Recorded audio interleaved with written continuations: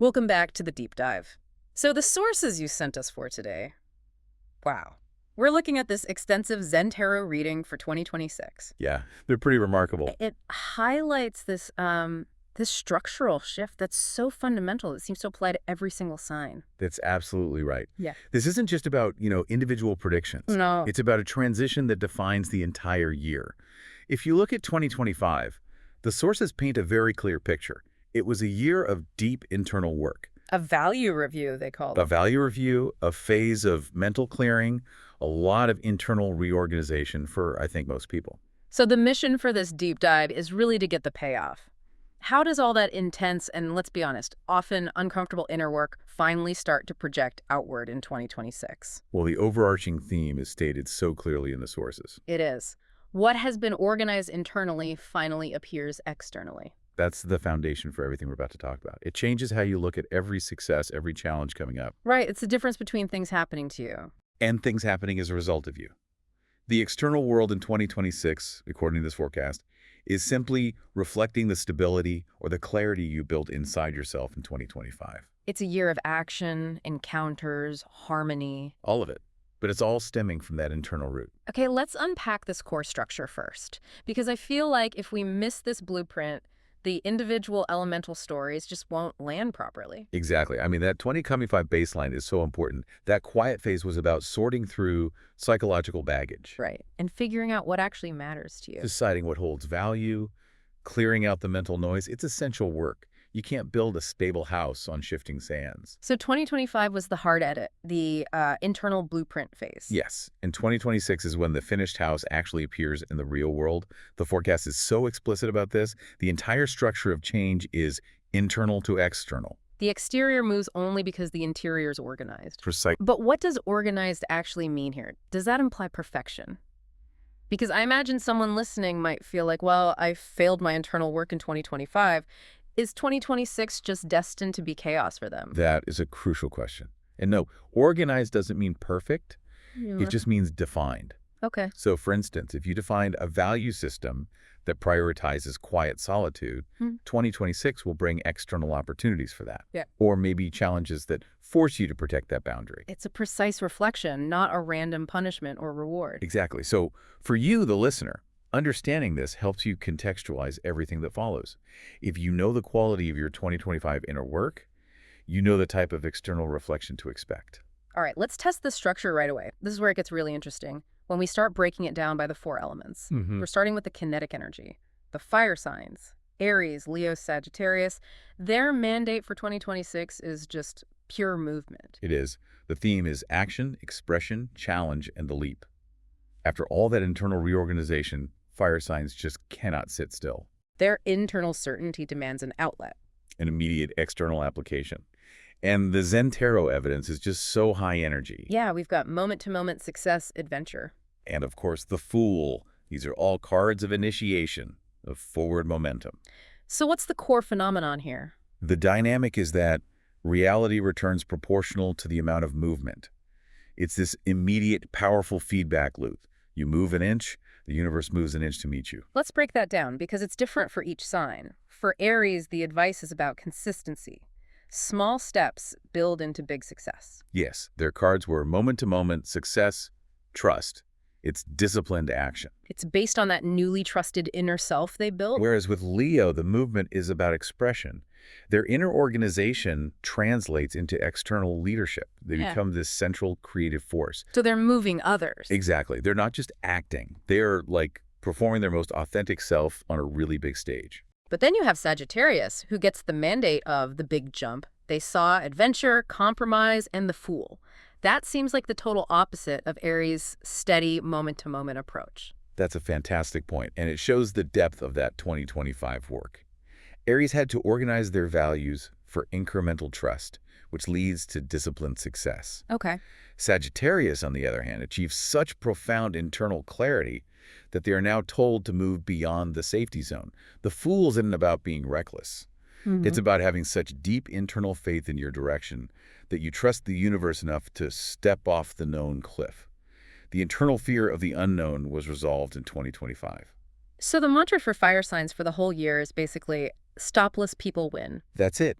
The internal organization frees them from hesitation. And that lack of hesitation generates the external reality. Exactly. If they stop, reality stops moving with them. They have to keep the flow going. Okay, now let's flip to the total opposite dynamic. Yeah. We're shifting from that active leaping to the steady, patient accumulation of the earth signs. Taurus, Virgo, Capricorn. Yeah. And this transition is fascinating.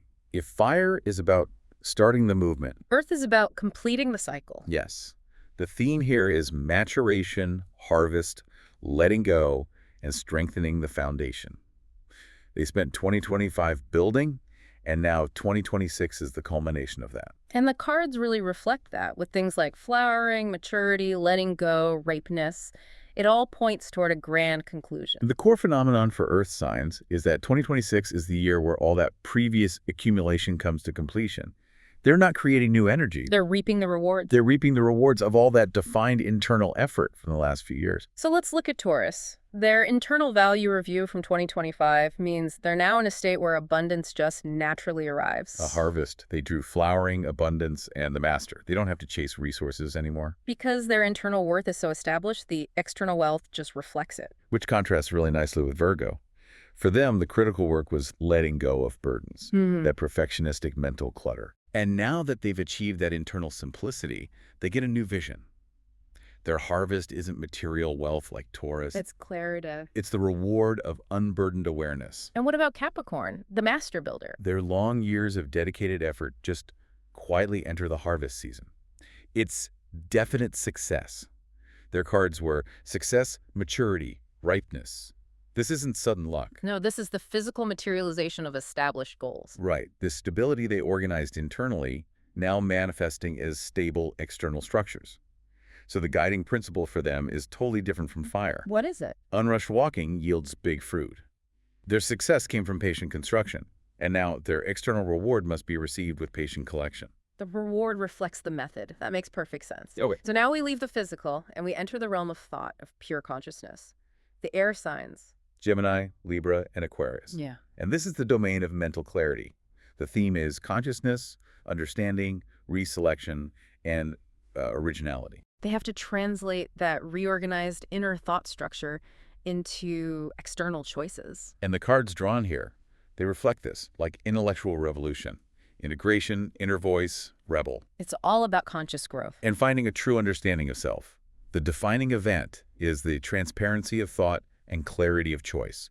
Any mental fog from 2025 just clears. This sounds particularly relevant for Gemini. Their challenge is so often duality. Yes, and 2026 is the year their head and heart integrate. The separation between mind and emotion is healed. And as a result, their world expands. Because they can see and act with a unified purpose. And we have to talk about Libra. Their identity is so often negotiated with others. And 2026 is all about their relationship with the self. It's about choosing and loving based on the self-axis and moving completely away from the other axis. Can you define those terms quickly for our listener? Of course. The self-axis just means defining what you want, who you are, independent of external validation. And the other axis? That's defining yourself based on what your partner or family or society wants from you. Libra's inner work now lets them choose based on that solidified inner voice. So their external relationships thrive because they stop projecting their needs onto others. And they start meeting them internally. It's a huge shift. A powerful shift. And for Aquarius, the classic individualist. Because their mind is now so clear, their unique path is finally appreciated by others. Allies and understanders appear because the internal signal they're sending out is strong and unambiguous. So the air signs spend the year basically proving the answer to a critical question. Yes. This is their slogan, what is true freedom for me? And the external recognition follows their clear internal definition of that freedom. Precisely. Finally, we dive into the deepest layer of transformation.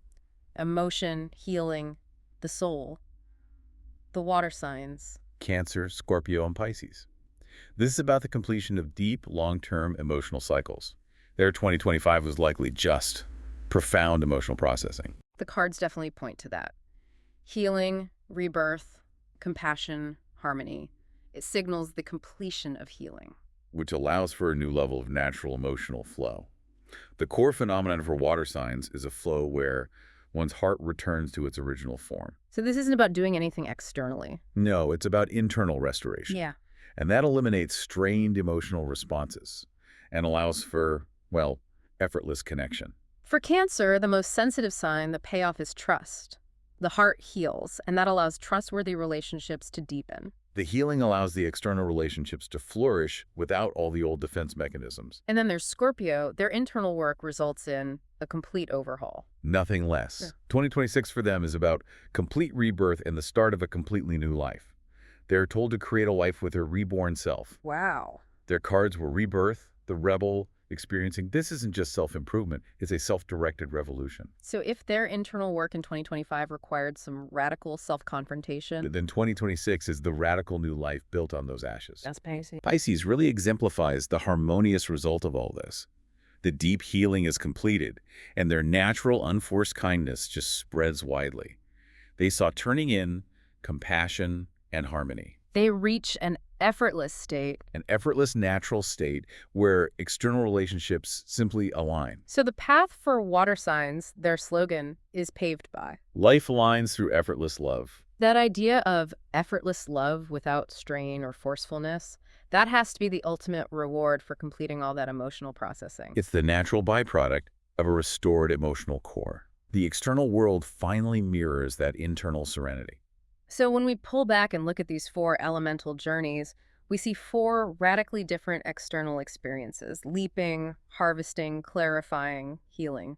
But they're all governed by the exact same engine. The internal to external structure. Exactly. To recap the mechanisms, fire translated inner organization into small actions that led to big kinetic results. Earth translated inner maturation into a tangible external harvest. Air signs translated their clarified consciousness into establishing that self-axis and finding true freedom. And water signs translated deep healing into emotional regeneration and external harmony. It's all the same process, just with different outcomes. Okay, let's give the listener a quick reference to take away from this. If you're a Taurus, focus on collecting that quietly cultivated abundance. If you're a Virgo, your year is about returning to true simplicity. Libra, you are finalizing that reselection onto your self-axis. In Scorpio, you are actively rebuilding life with your totally new self. These are your anchors, all driven by the structure you defined last year. So the entire external landscape of 2026 is driven by the results of 2025. It really confirms that external reality isn't random. It's a precise reflection, and that raises a really important question for you to consider based entirely on this forecast. If the exterior only moves as a result of the interior being organized, which specific inner organization from 2025 are you carrying forward right now? And how specifically do you expect it to manifest externally this year? The challenge now is to look back at the internal work you did and predict the external reward. That's the real insight here. The external world is simply waiting to obey the internal blueprint you finished designing. Welcome to the Deep Dive. Today we're digging into this really evocative concept called the silent revolution. It sounds very dramatic. It does, right? But it's actually deeply personal. We've got a whole set of Zen Tarot sources here that map out this 2-year evolution for Aries, specifically for 2025 and 2026. And it's a fascinating narrative because it really flips the script on what we think change looks like. You know, you expect a revolution to have fireworks, to be loud. Yeah, exactly. But these sources insist that the most powerful shifts, the real ones, they happen quietly. They happen completely under the surface. So our mission today is to trace that.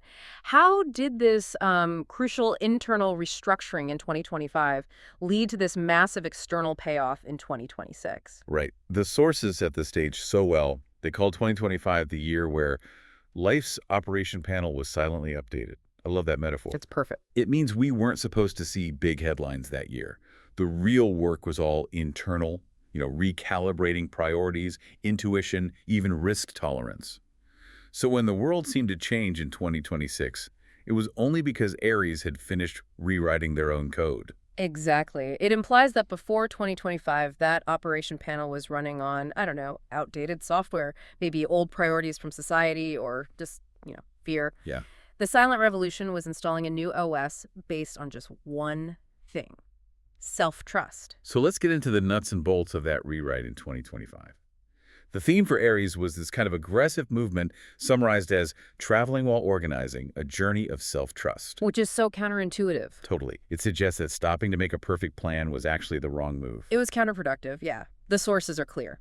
For Aries, the mandate was to move while thinking, not to stop. The motion was everything, even if the destination was, a total blur. It reminds me of whitewater rafting, not driving a car. That's a great way to put it. You organize yourself while you're in the rapids. You don't pull over to the side of the river to plan your next move. And that chaos, it leads straight into this idea of the unexpected trajectory.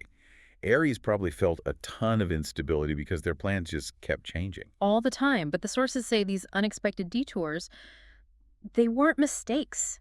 They weren't setbacks. They were the whole point. They were the very things forcing Aries onto a better path they couldn't have seen with logic. That reframing is at the heart of the first key card, isn't it? Traveling. It is. The message was never about getting to the final stop. The meaning was all in the self during the move. The destination was almost irrelevant compared to the growth you get just by continuing the journey. So the real lesson was learning the courage to move even while lost. Not hitting the brakes when you get confused. That must have been, psychologically, that's really tough. Extremely. And that constant motion, that's what fuels the second key card. Yeah. Courage. And this isn't, some big external show of bravery. It was raw, internal fortitude. The courage to just face yourself. The sources have this really powerful image of a small sprout pushing through asphalt. Mm-hmm. But tell me, why was courage specifically needed to stop Aries from deceiving one's own heart? Aren't they known for being brutally honest? They are, but they're often driven by external action, by the need to be seen as strong. Deceiving the heart in this context is performing a role. It's choosing a path because it looked correct to other people, not because it was what their gut actually wanted. Oh, okay. So 2025 demanded they just shed that performance and align with that core self, no matter how impractical it seemed. And that alignment, choosing your internal truth over what's expected externally, that's huge. And it brings us to the third card. Existence. Yes, this is where the self-affirmation finally clicks into place. Because if they spent the year moving on pure intuition, they stopped looking for some distant perfect answer. They finally saw the value of their present self, right where they were. The real progress in 2025 wasn't a finished project. It was those quiet little moments of realizing, hey, I'm still on the way, but the me right now isn't so bad. It's like untangling that habit of judging yourself for being a work in progress. Exactly. So to sum up 2025, it was basically a year of practicing self-affirmation while moving. And all that movement boosted their self-trust, and crucially, it sharpened their intuitive accuracy. They learned to trust the map they were drawing. And that internal map is everything. That's the link. That is the bridge to 2026. The quiet revolution wasn't just about feeling good on the inside. It created real, tangible, external ripple effects. Right. So that blurry path from 2025 suddenly starts to look like a clear, visible road in 2026. A road leading directly to results. And that's the message for 2026. The year when internally organized things appear externally. It's harvest time. Everything Aries sorted out inside, that new intuition, that new OS, it finally takes physical form. In action, in work, in love. So we're shifting now. We're moving from the internal journey to the external manifestation. 2026 is when that journey of moving while organizing starts to pay off with concrete, measurable success. But the how changes. The method is different. Okay, let's talk about that shift, because the first card for 2026 is moment to moment. And I have to challenge this a little. Aries is famous for the sprint, the big aggressive start. So why, after a whole year of constant motion, are they being told to focus on consistent, small advances? Doesn't that sort of go against their nature? That's a vital question. And it's not about slowing down their energy. It's about redirecting it. Okay. Aries excels at speed, sure, but speed aimed at a huge, vague goal can lead to burnout. The sources make a really nuanced point here. The fastest route to success in 2026 is actually through a hyper-focus on the present moment, on the one small thing you can do today. I see. So it's less about hitting the brakes and more about making sure that incredible momentum is applied perfectly to the next step, not 10 steps down the line. Precisely. The success of 2026 is built by stacking up these perfect small moments.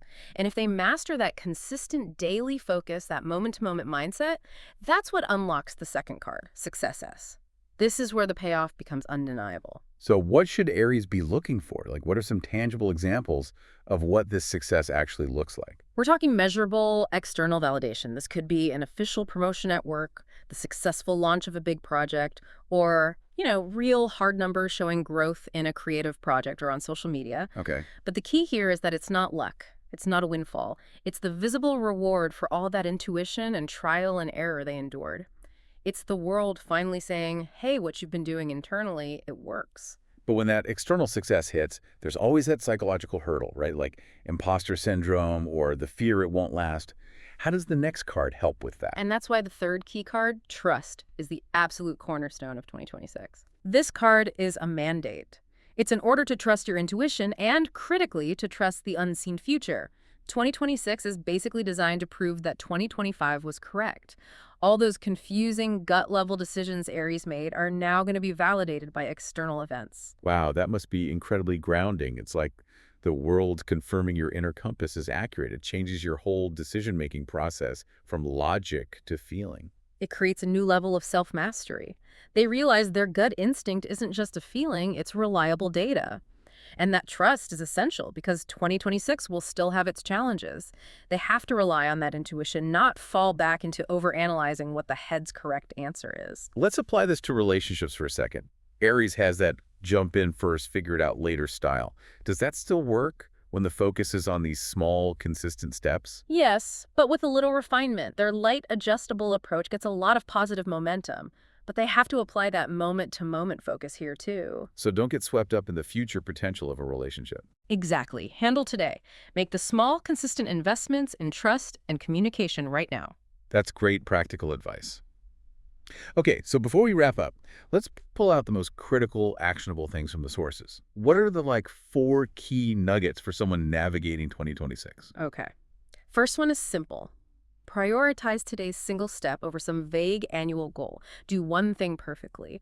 Second, they have to consciously praise themselves for continuing the effort even when results feel thin. Celebrate the consistency itself. That's a big one because the Aries instinct is to just move on to the next thing. Which leads to number 3. When success does show up, the promotion, the launch, they have to consciously pause and savor it. Don't just tick the box and move on. Acknowledge the harvest. And the last one, the core advice for making decisions. It brings it all together. When faced with a choice, consciously choose the direction where the body feels light. That's the intuition. Choose that over the direction the head's correct answer is telling you through pure logic. That is the ultimate test of the 2025 update. It really frames the 2 years as this one continuous flow, doesn't it? 2025 was the internal work, the courage, the traveling, the self-affirmation. And 2026 is the external harvest, where that foundation yields real success and validates that hard-won trust. The constant movement was the engine for the whole thing. A quiet but necessary evolution. 2025 was drawing the inner map, often in the dark. 2026 is using that map to navigate the real world. Well said. Which I guess leaves us with one final provocative thought for you, the listener. Since you now understand that your inner map is finalized and reliable, how will you leverage that? Will you consciously make sure every small, consistent action, that moment-to-moment step aligns perfectly with the profound, quiet trust you built during your revolution? It's worth reflecting on the immense value of all that sustained, often invisible effort. Welcome back to the Deep Dive.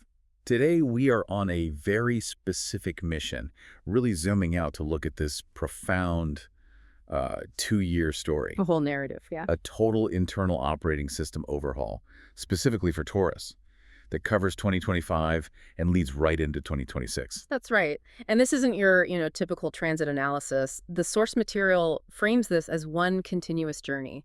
2025 was that deep, internal, silent revolution, all about prep work. And then 2026 is the payoff. Exactly. That's the moment all that preparation gets visible, external proof. It's the harvest. And the sources frame the beginning of this so perfectly. They call 2025 the year. And I'm quoting here, inner manipulation panel was silently updated. I love that phrase. Me too. It just suggests that while everything on the outside might have seemed pretty steady, the real foundational change was happening deep down.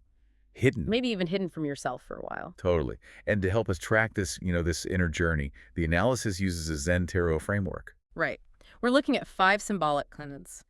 Receptivity, no-thingness, flowering, abundance, and finally, the master. They really map out what was learned, what was let go of. And what was ultimately achieved.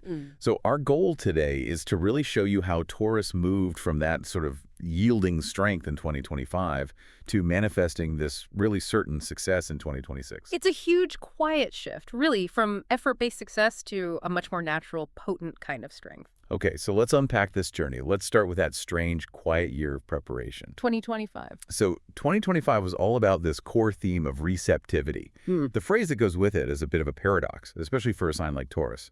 Strength that doesn't try hard, softness moved life. It's so counterintuitive for them. Right. I mean, if Taurus is known for one thing, it's persistent effort. Yeah. So how did not trying hard suddenly become the path to strength? Well, that's the whole paradigm shift right there. For a sign that is just famous for that persistent grinding effort, 2025 quietly ended that old worldview that says effort equals results. So pushing harder didn't work anymore. It was the opposite. The source material points out that for Taurus, pushing hard actually caused the flow to stagnate, to just dry up. But the moment they stopped pushing, Things started moving again. suddenly things moved. Wow. Okay. But if you're conditioned to believe that your entire stability, your financial security, depends on you constantly pushing, accepting that things will only move if you wait, that must have been terrifying. Incredibly challenging. It sounds less like strength and more like just giving up. Right, like passive resignation. But it wasn't, and that's the crucial distinction the material makes here. This ease wasn't laziness. It was a return to the most powerful, the original Taurus energy. Okay, so what is receptivity in this context? It's defined as the wisdom to remove unnecessary force and choose only what is needed. Just think about where a Taurus might normally apply that unnecessary force. Sticking to a schedule that doesn't work anymore. Or forcing a relationship to fit an old mold, or fighting market conditions instead of just flowing with them. 2025 was the year that forced them to stop doing what wasn't working. So the strength was actually in the decision of what not to do. It's like you make space, and that strengthens your ability to receive something better. Precisely. But even with that, that necessary wisdom, 2025 also brought this very uncomfortable idea of no-thingness. Yeah, that sounds empty and scary. It was, and this is the part that caused the most anxiety. The end no-thingness card represented this blank space that, from the outside, just looked like stagnation. So if you were a Taurus, you were probably freaking out a little. Yeah. Thinking, I'm not working as hard, I'm not getting ahead, is this okay? For sure. Am I failing? So if you were terrified and you saw nothing progressing, the internal evidence that you were on track was comfort. Comfort. Internal comfort. The sources are really clear that this blank space wasn't empty. It was a critical putt period for discarding old, heavy values. You were letting go of obligations that just drained you. And letting go of the belief that your self-worth is tied to how much you produce. Yes, exactly that. The metaphor they use is replacing the soil. You were getting ready for future growth. That's a great way to put it. So instead of just throwing more fertilizer on bad habits, you're digging it all up. You're completely removing the old foundation, old financial habits, old job structures, even friendships built on just obligation that no longer serve that inner comfort. Right. And without that quiet, deep clearing, that, painful but necessary update, the big harvest in 2026 just wouldn't have had anywhere to grow. It would have collapsed. Or just never happened. That clearing was the silent revolution. Okay, so we're moving from that silent, deep work of 2025 into the promised results of 2026. How do we build the bridge from that internal silence to, the external sound? The flowering card is that bridge. It's the connector. The card signifies that the results people start seeing in 2026 are the natural, inevitable outcome of that long, quiet process you finished in 2025. Ah, the illusion of suddenness. So the world sees the flower, but they totally miss the months you spent underground, rooting and budding in secret. Precisely. And the key realization from 2025 that really powers 2026 was this deep internal alignment. What do you mean by that? The more Taurus followed its own pace, its own sensation, its own comfort, the more reality just kind of aligned itself to meet them. They consciously chose to respect their own internal clock. Choosing to ripen before blooming. That's the phrase, yeah. They refused to be rushed, even if it meant sacrificing some kind of immediate gain. And that changes everything. So the message for 2026, then, is that the internal order manifests externally. Your inner alignment starts to take concrete form. New actions, new meetings, new work, new relationships. It's harvest time, but on your terms. Which launches us into the main event of 2026. The source material calls this the strongest route. Yeah. Flowering. To abundance, to the master. Yes. They call 2026 the season of silent and certain prosperity. It's not loud, but it's very real. So let's talk about flowering as it shows up in 2026. If 2025 was about stopping unnecessary force, what does natural effort look like when the blossom finally appears? It means that only natural effort is rewarded. It's not about pushing your limits. It's about the comfortable, sustained pace you built last year, now naturally attracting the right opportunities. Can you give an example? Sure. Let's say you spent 2025 quietly refining a skill or building a stable, passive income stream. 2026 is when the consistent, low-stress income from that finally outweighs the stress of some high-effort, high-churn job you used to have. And that leads directly to abundance.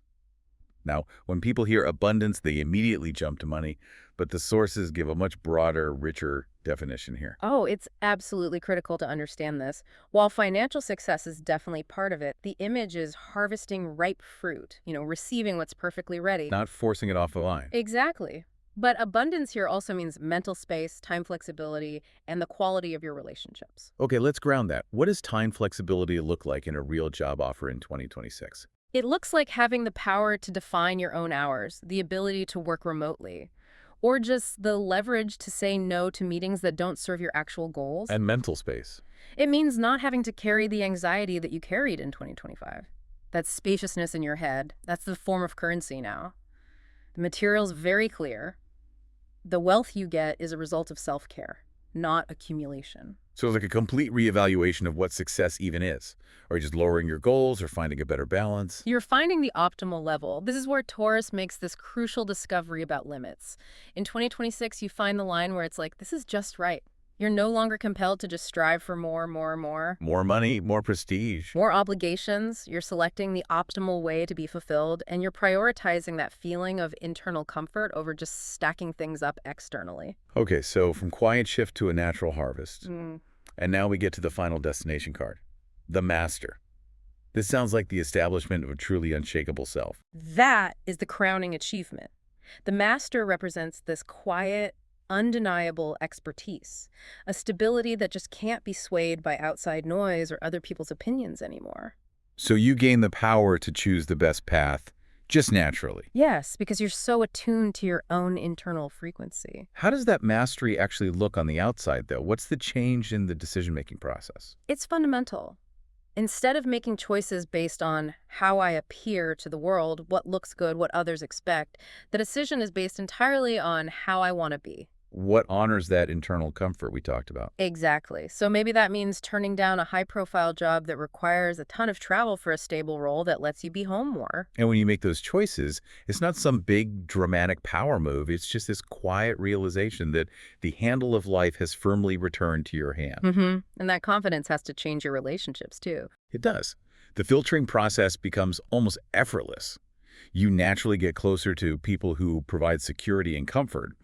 And at the same time, you naturally distance yourself from relationships that just require too much mental energy. The ones that don't fit that new comfortable standard. The sources use these interesting phrases like skin comfort and a pleasant air atmosphere.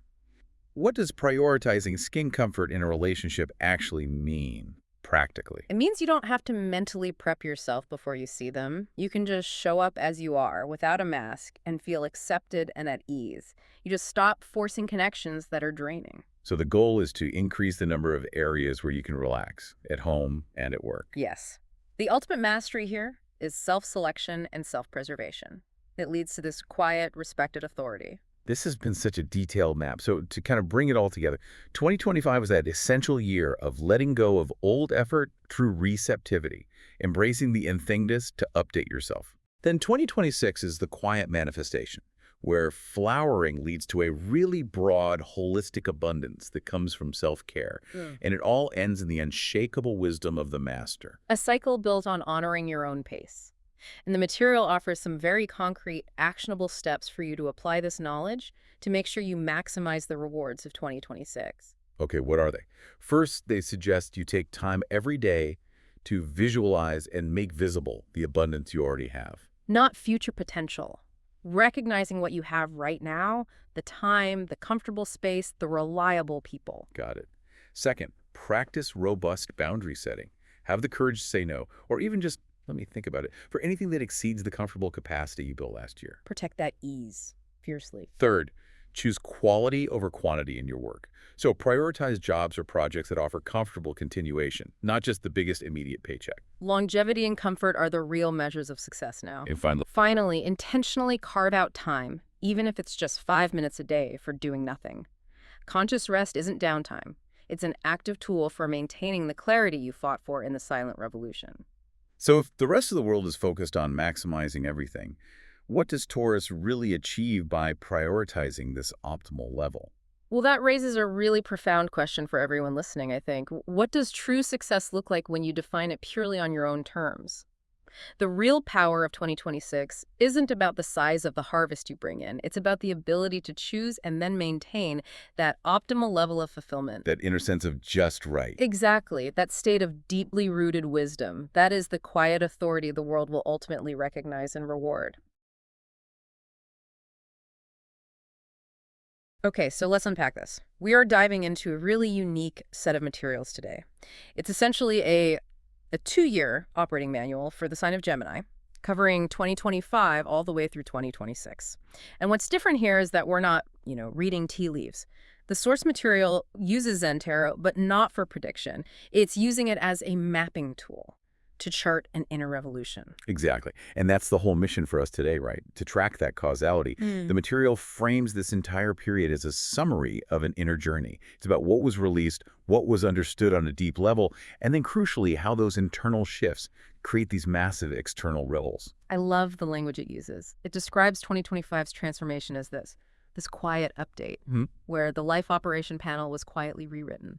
It's like a software update running in the background. Right. You don't see the code being rewritten, but suddenly the whole system it runs faster, it can handle new things. And that is what sets the stage for all the action we see in 2026. It's the ultimate inside-out job. If you feel stuck, you don't look for a new road. You look inside for the invisible rule that's making you hit the brakes. And we're going to track how that rule gets deleted. All right, let's get into part 1 then. 2025, the quiet revolution. The theme here is a year of liberation where the door to freedom opened. And the main task was removing something they called the intellectual cage. That phrase, the intellectual cage, it's just so perfect for the Gemini mind, isn't it? It's so high speed, so information-driven. For them, thinking is a form of action. So if your thoughts are boxed in by these unconscious rules, well, your whole life is boxed in. But wait, wouldn't that cage, for a mind that moves that fast, wouldn't those rules like, I must do this, or this is how it should be done, actually feel comforting? Yeah, 100%. That's the core conflict. It gives you boundaries, right? It does. It eliminates the exhaustion of infinite choice. But what the sources say is that 2025 was the year of realizing that cage wasn't built for your own protection. It was built out of other people's ideas of success or responsibility. And once you deactivate those shoulds and musts, the result isn't immediate, external change. The real win was achieving inner lightness freedom. Inner lightness freedom. I like that. It's like paying off a debt you didn't even realize you were carrying. Not financial, but mental debt. That's it, exactly. It's not about quitting your job to travel the world. That's outer freedom. Yeah. This was about the personality itself becoming lighter. And when you do that, when you release those old rules, you start attracting new ideas, new people, because your internal resistance is just gone. So opportunities are drawn to you. You're not chasing them. Precisely. Let's get into the mechanics. The sources lay out 3 key cards for 2025, starting with understanding. And this one usually has that classic image, right? The bird and the bird cage. Yes, but here's the crucial detail from the source material. The door to the cage, it's open. It's not locked.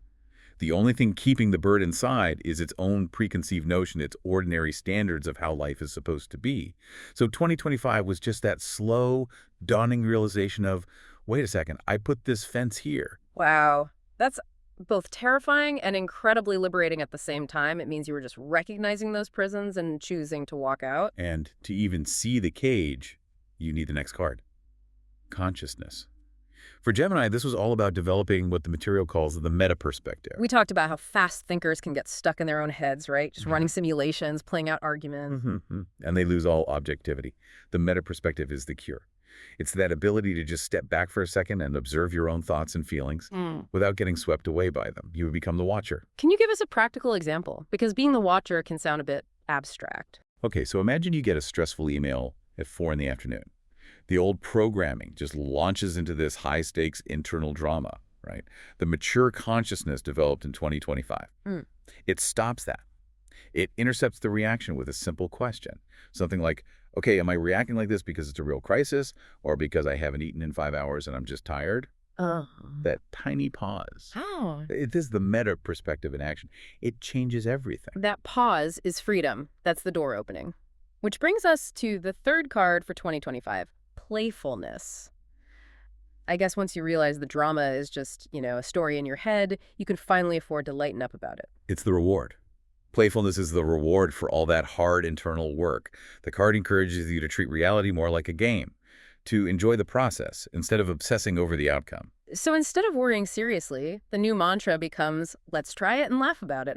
That's a huge shift in energy from heavy to light. It is. It's the final piece of the internal puzzle for 2025. You lose the game, you don't lose yourself. You just restart. Okay, so to recap, 2025 was about escaping the prison of thought and finding freedom and playfulness, this readiness, this lightness.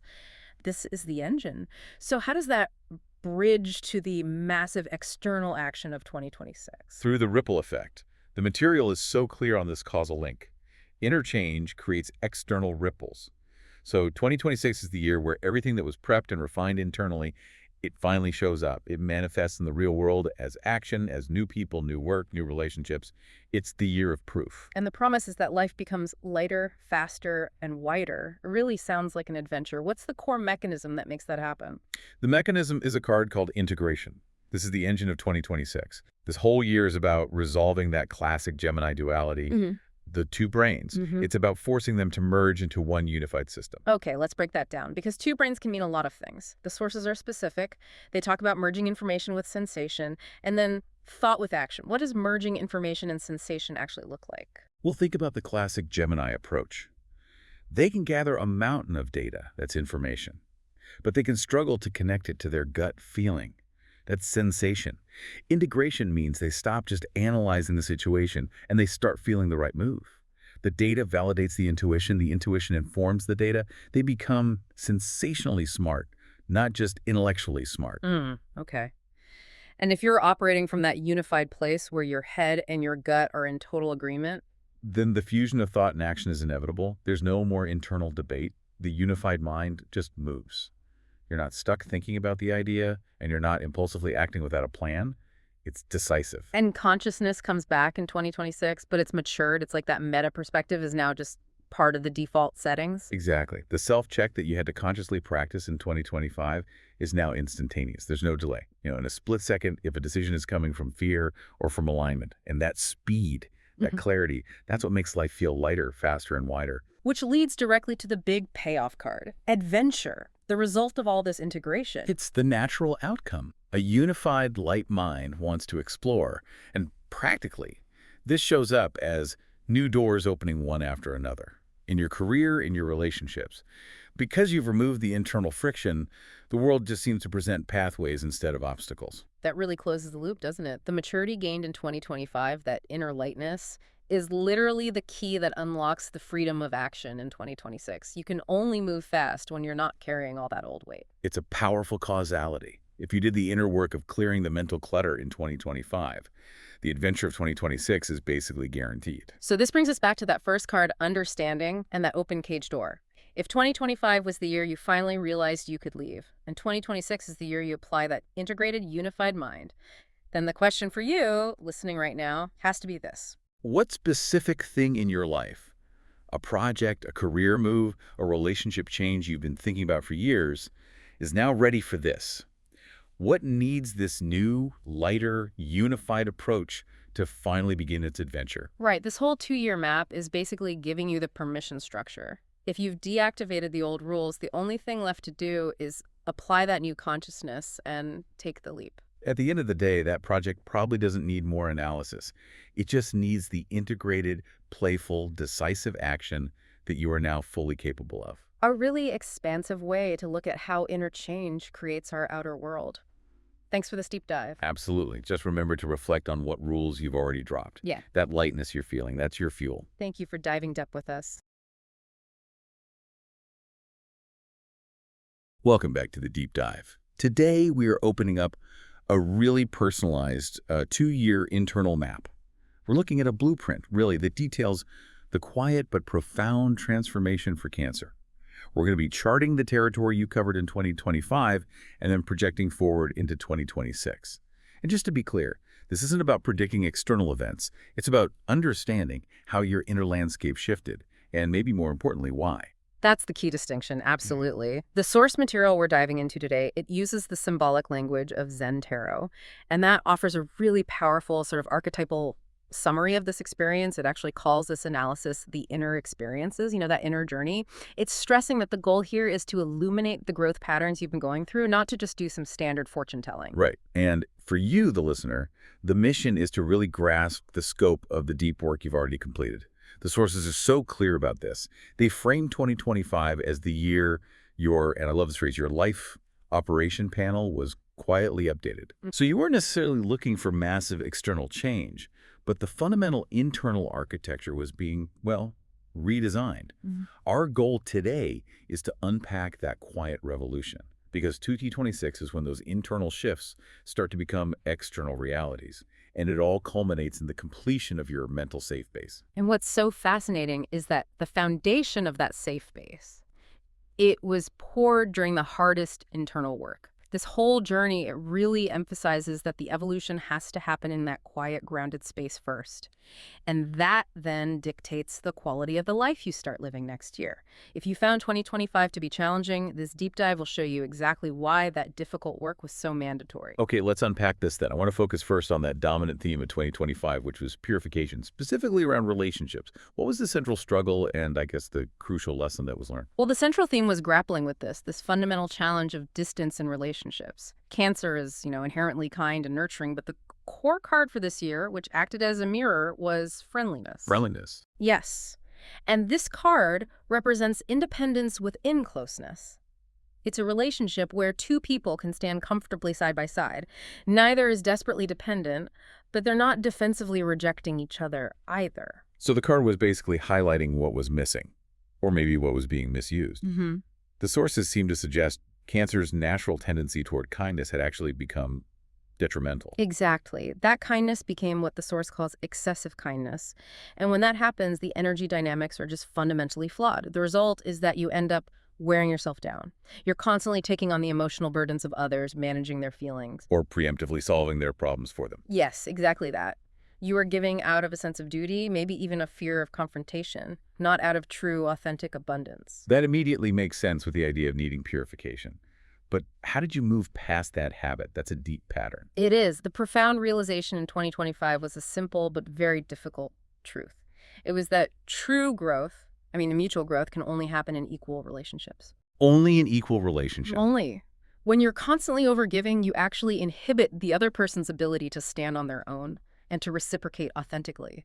And once your heart really grasped that, the system just started ejecting anything that wasn't equal. And that's what defined the purification year. We're not talking about, deliberate, dramatic breakups, are we? It's more of a natural, energetic departure of people who are just causing chronic fatigue. Precisely. It was a cleansing. As soon as you realized you were done wearing yourself down, those relationships that thrived on that dynamic, they just couldn't sustain themselves. And what was left were the necessary, truly loving and reciprocal connections. Your kindness became refined, it became targeted and powerful, no longer desperate or exhausting. Okay, here's where it gets really interesting for me, though. Because this purification wasn't just about managing external people. It required tackling some serious internal ghosts. The sources say this process meant confronting obstacles represented by the card clinging to the past. Yes, and if we connect this back to those relationship challenges, we can see exactly why the past had to be dealt with first. Those old unresolved memories, maybe an old argument, a family dynamic you swore you'd never repeat, or even just words that were, stabbed into the heart, as the source says. They were subtly dictating your current behavior. So you might be reacting to a friend's gentle critique with all the defensiveness you learned from a parent 20 years ago. You got it. The past was masquerading as the present. So the boundary issues of 2025 weren't just about the people currently in the room. They were about carrying all this baggage from previous chapters. But the source offers a really compassionate interpretation of this pain, doesn't it? Oh, this is absolutely crucial. The big aha moment is that these old memories and pain points, They weren't flashing back to punish you. They were surging up specifically for healing.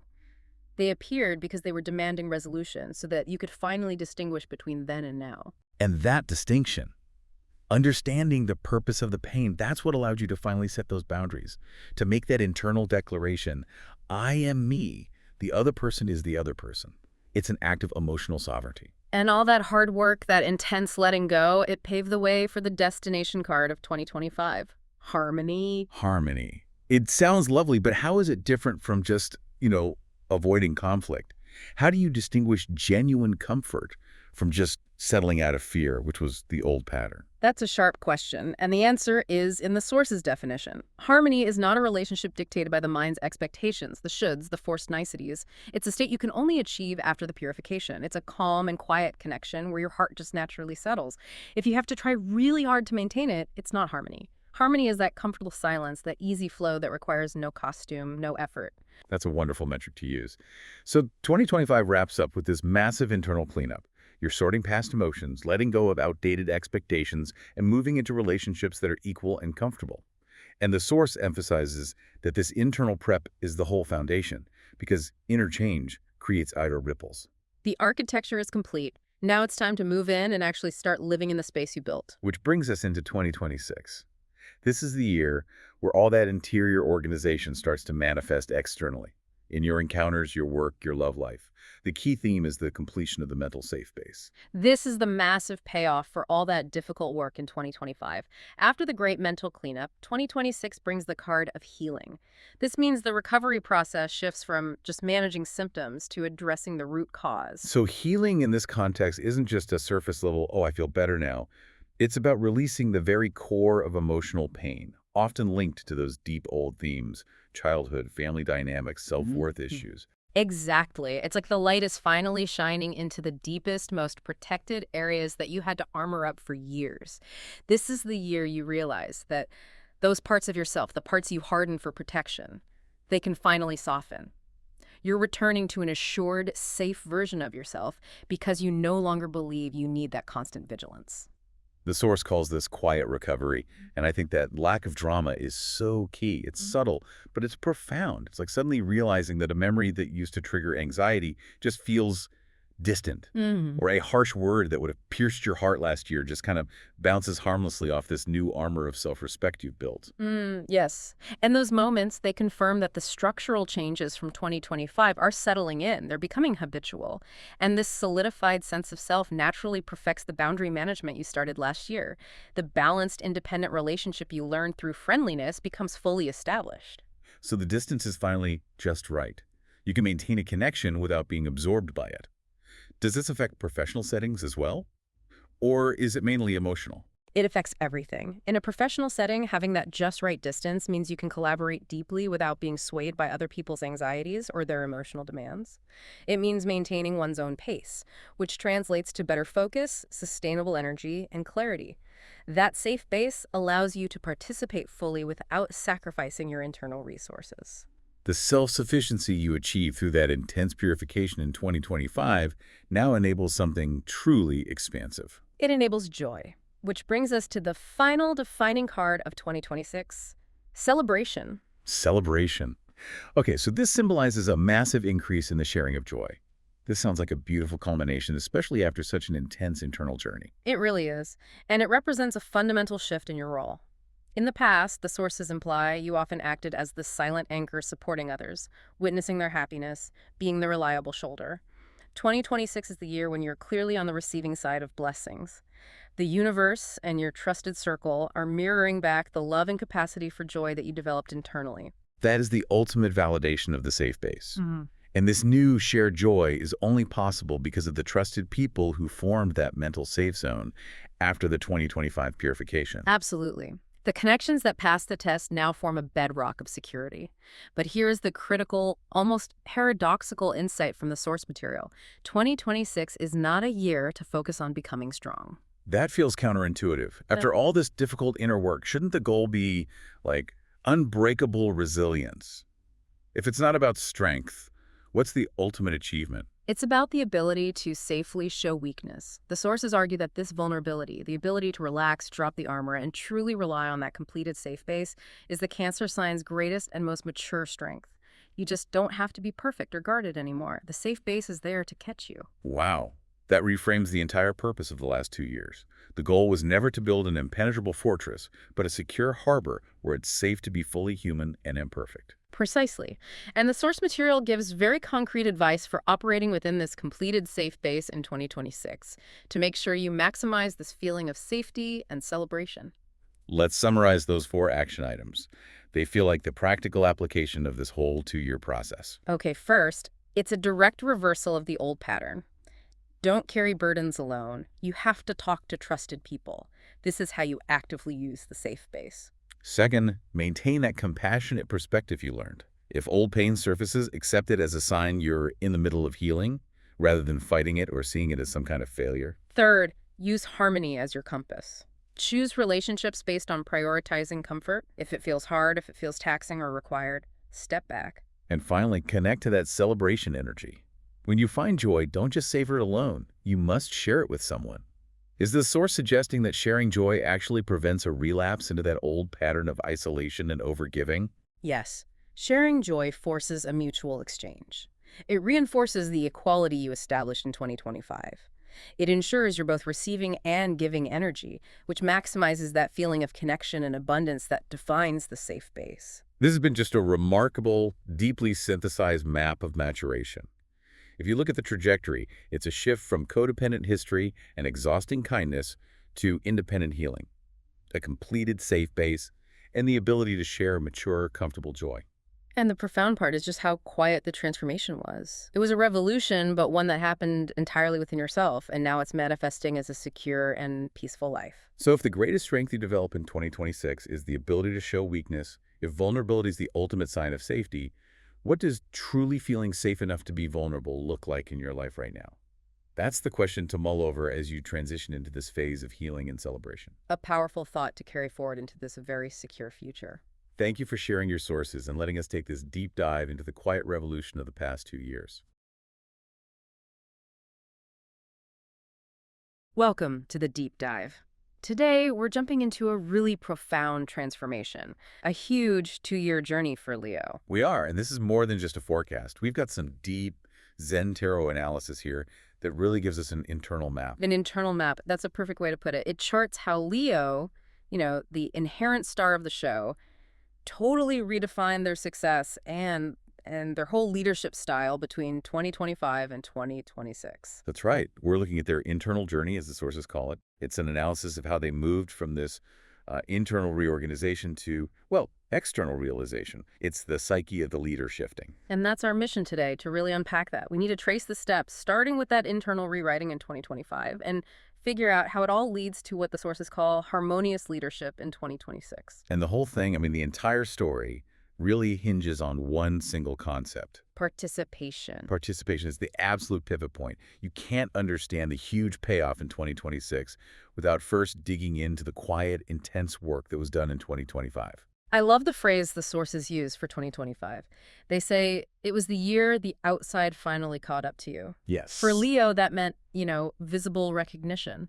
Applause, maybe a promotion, some creative project that just lands perfectly and puts them right back in the spotlight. The success was definitely tangible.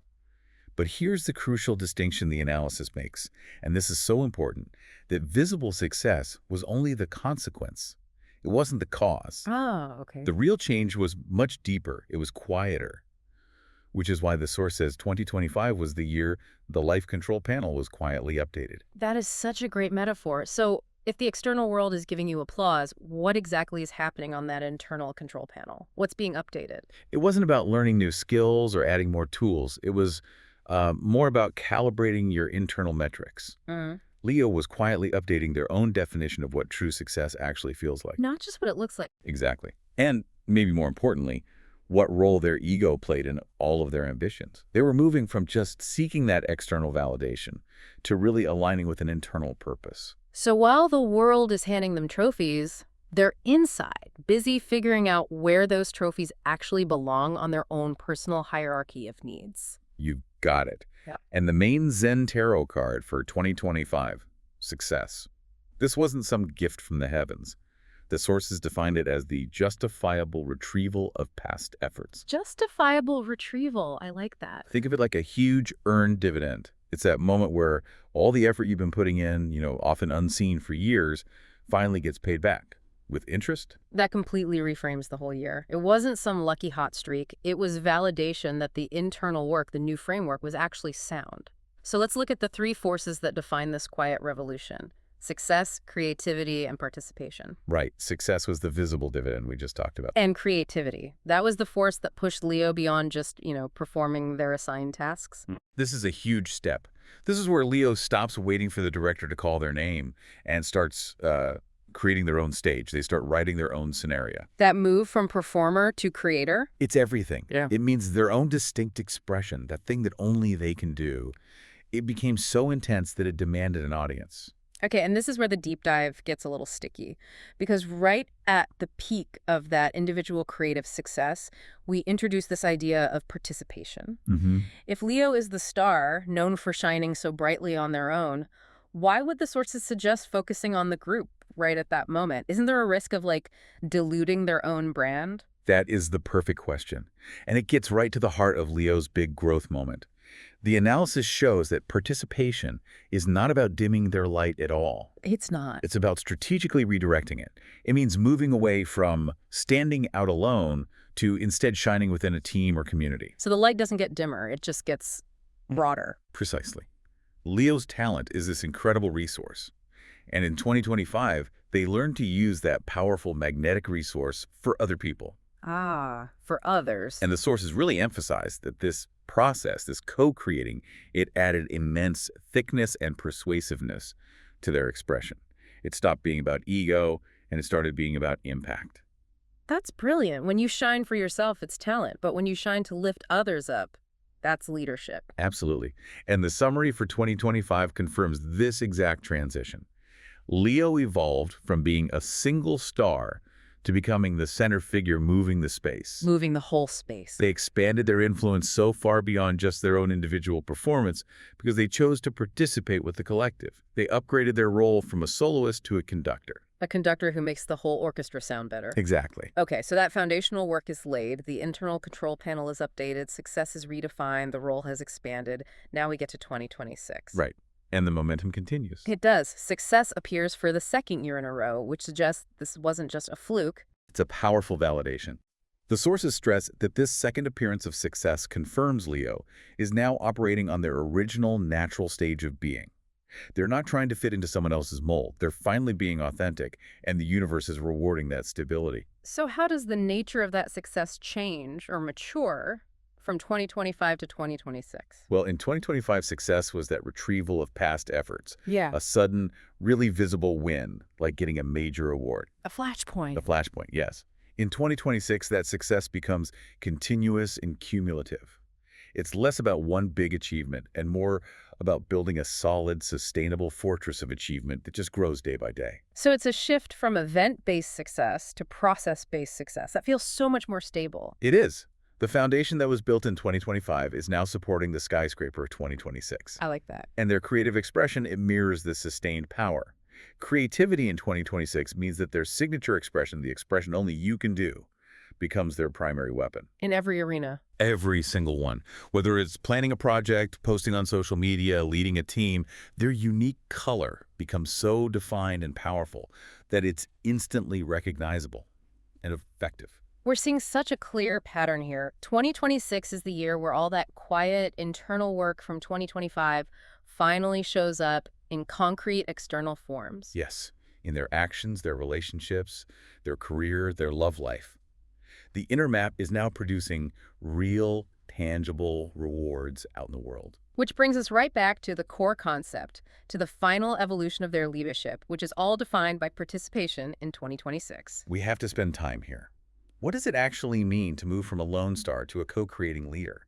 Let's define this philosophy, this harmonious leadership. The sources draw this fascinating line between the old way and the new, more natural way for Leo. They absolutely do. The old, stereotypical, and frankly less effective style of Leo leadership is simplified as follow me. Right. I'm the leader. Just try to keep up. Exactly. It's commanding allegiance, relying on this raw force of personality.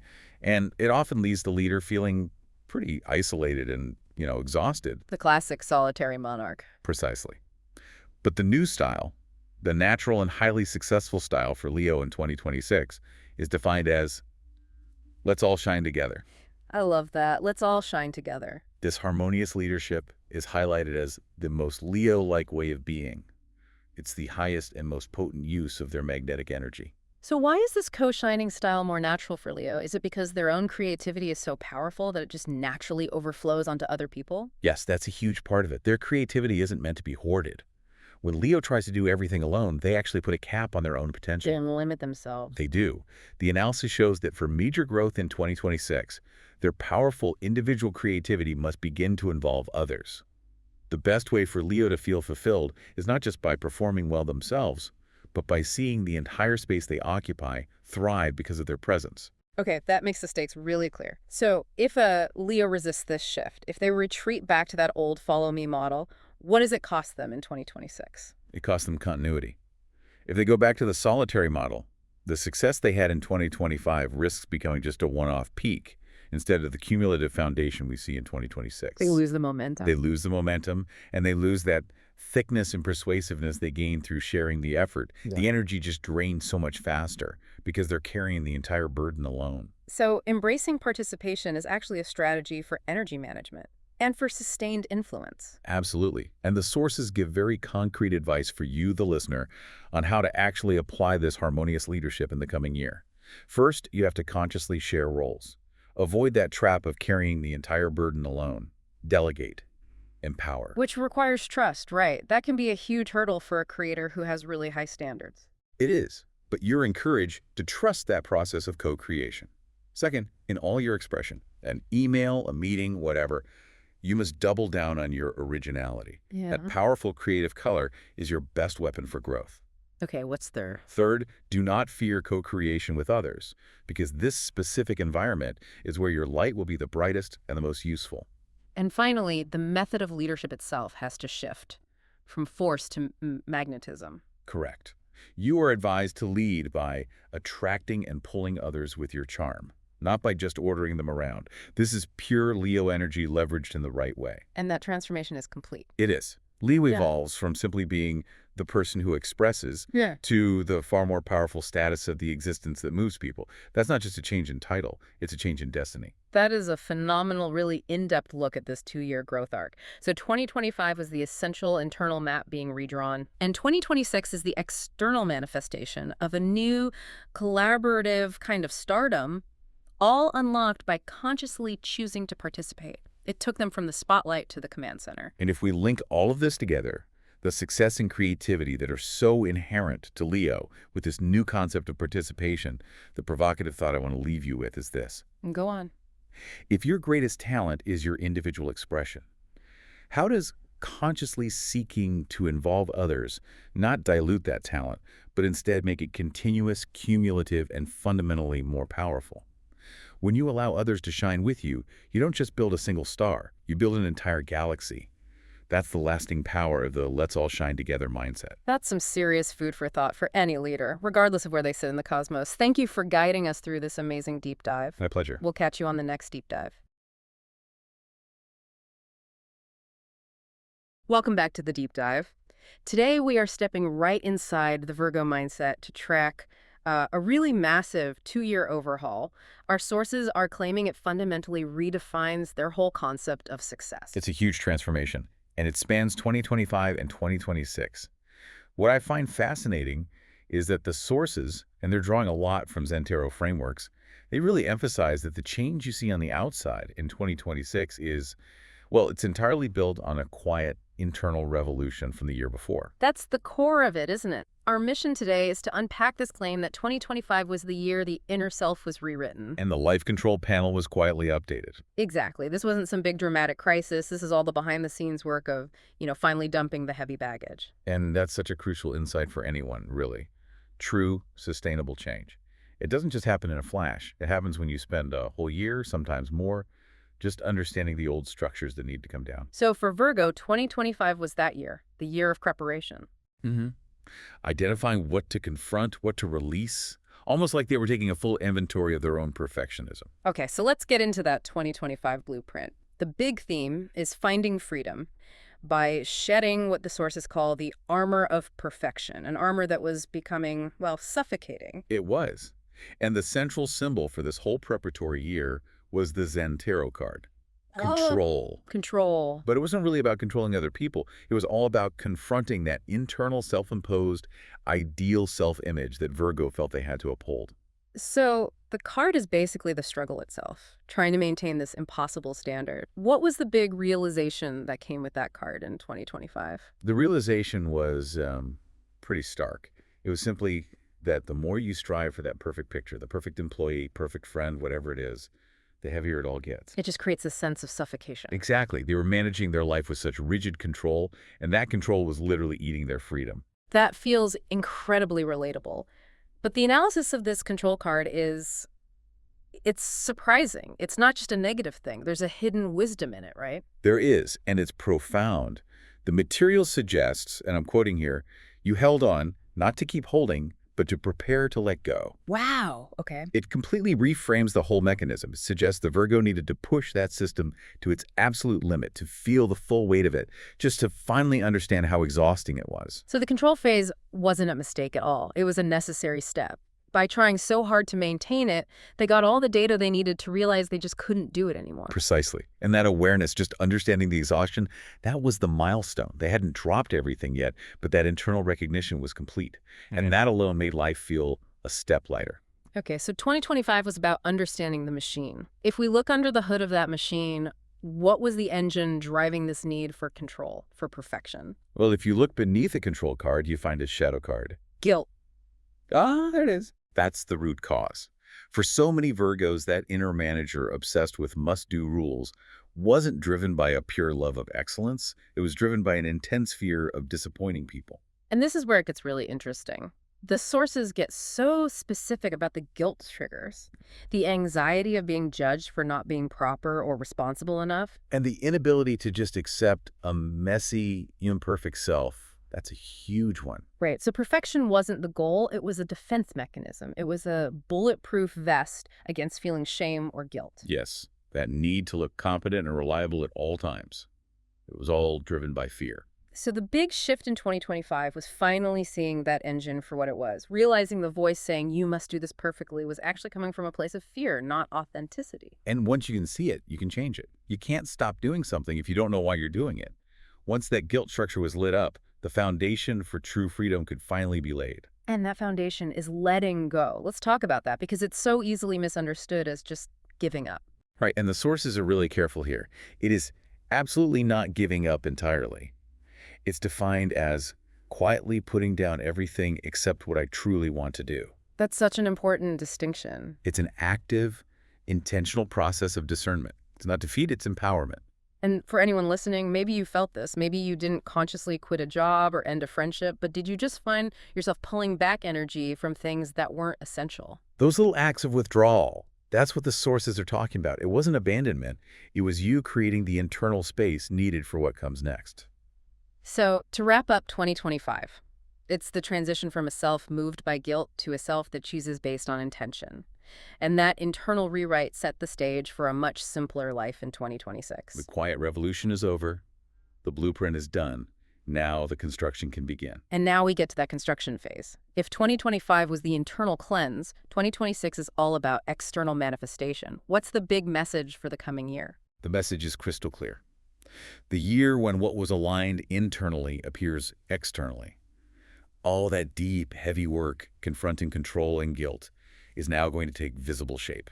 In new actions, new encounters. Big shifts in work, in love. It's officially the phase of external manifestation. That sounds like a long-awaited exhale, finally putting down the burden and moving toward real simplicity. Which cards symbolize this new phase? There are 3 key cards for 2026. Letting go, but this time it means completion. Then there's awareness, and finally, new vision. Okay, so letting go is completion. How is that different from the preparation in 2025? It's about finality. This is the full release of the unnecessary roles, the heavy expectations, the leftover guilt. It's graduation day from the wolf that constantly strives. They just put the burdens down. Meticulously. And often the feeling is just, wow, I feel strangely light, and I don't even need to justify why. And with that empty space, awareness sharpens. How does that show up day to day? It shows up as these sudden flashes of clarity. You'll be in the middle of a task and just think, oh, I realize I absolutely hate doing this. Or the opposite, I really, truly love this simple thing. So it's not just some abstract idea. It's a physical, emotional signal from your internal control panel. Exactly. It's clear, unvarnished feedback. The clarity is the sign that the self driven by intention has finally taken over from the self driven by guilt. And that clarity leads to the final card, new vision. This sounds like a complete reordering of their world. It is. It's described as a completely new perspective that literally wasn't available when they were weighed down. Once the burdens are gone and the awareness is sharp, life just gets fundamentally rearranged. New boundaries, new priorities, new goals that are authentic, not just inherited. This rearrangement brings us to maybe the most practical part of this forecast, the change in how they make choices. If the old Virgo chose based on efficiency or correctness, what are the new criteria in 2026? This is where the revolution really hits the pavement. The three new guiding standards are lightness, comfort, and transparency. Lightness, comfort, and transparency. For a sign known for its rigorous structure, that's a huge shift. It's a total paradigm shift. Where the old Virgo would ask, is this the most efficient way? The new Virgo asks, does this feel light? And instead of, is this the correct procedure, it becomes, does this feel comfortable and authentic? They are actively choosing peace over the pressure to perform. Okay, let's apply that to work. For a Virgo who is all about quality control, isn't there a risk in choosing low mental burden over efficiency? That's the challenge they're going to navigate, and the source is clear on this. Many Virgos will actively redesign their way of working. They're realizing that high efficiency that costs you your mental health isn't really efficient at all. So they're not slacking off. They're carving out an environment where they can work at their own pace. Exactly. They're trading that peak performance anxiety for a sustained, peaceful productivity. The priority becomes low mental burden.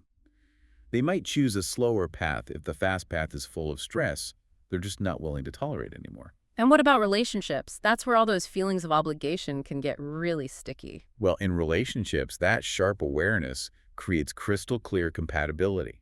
The old, armored self had to perform certain roles for certain people. And the new, unarmored self just can't do that anymore. It can't. So those strained relationships just start to gently drift away. So for you listening, you might notice a quiet distancing from people you used to feel this deep, forced involvement with.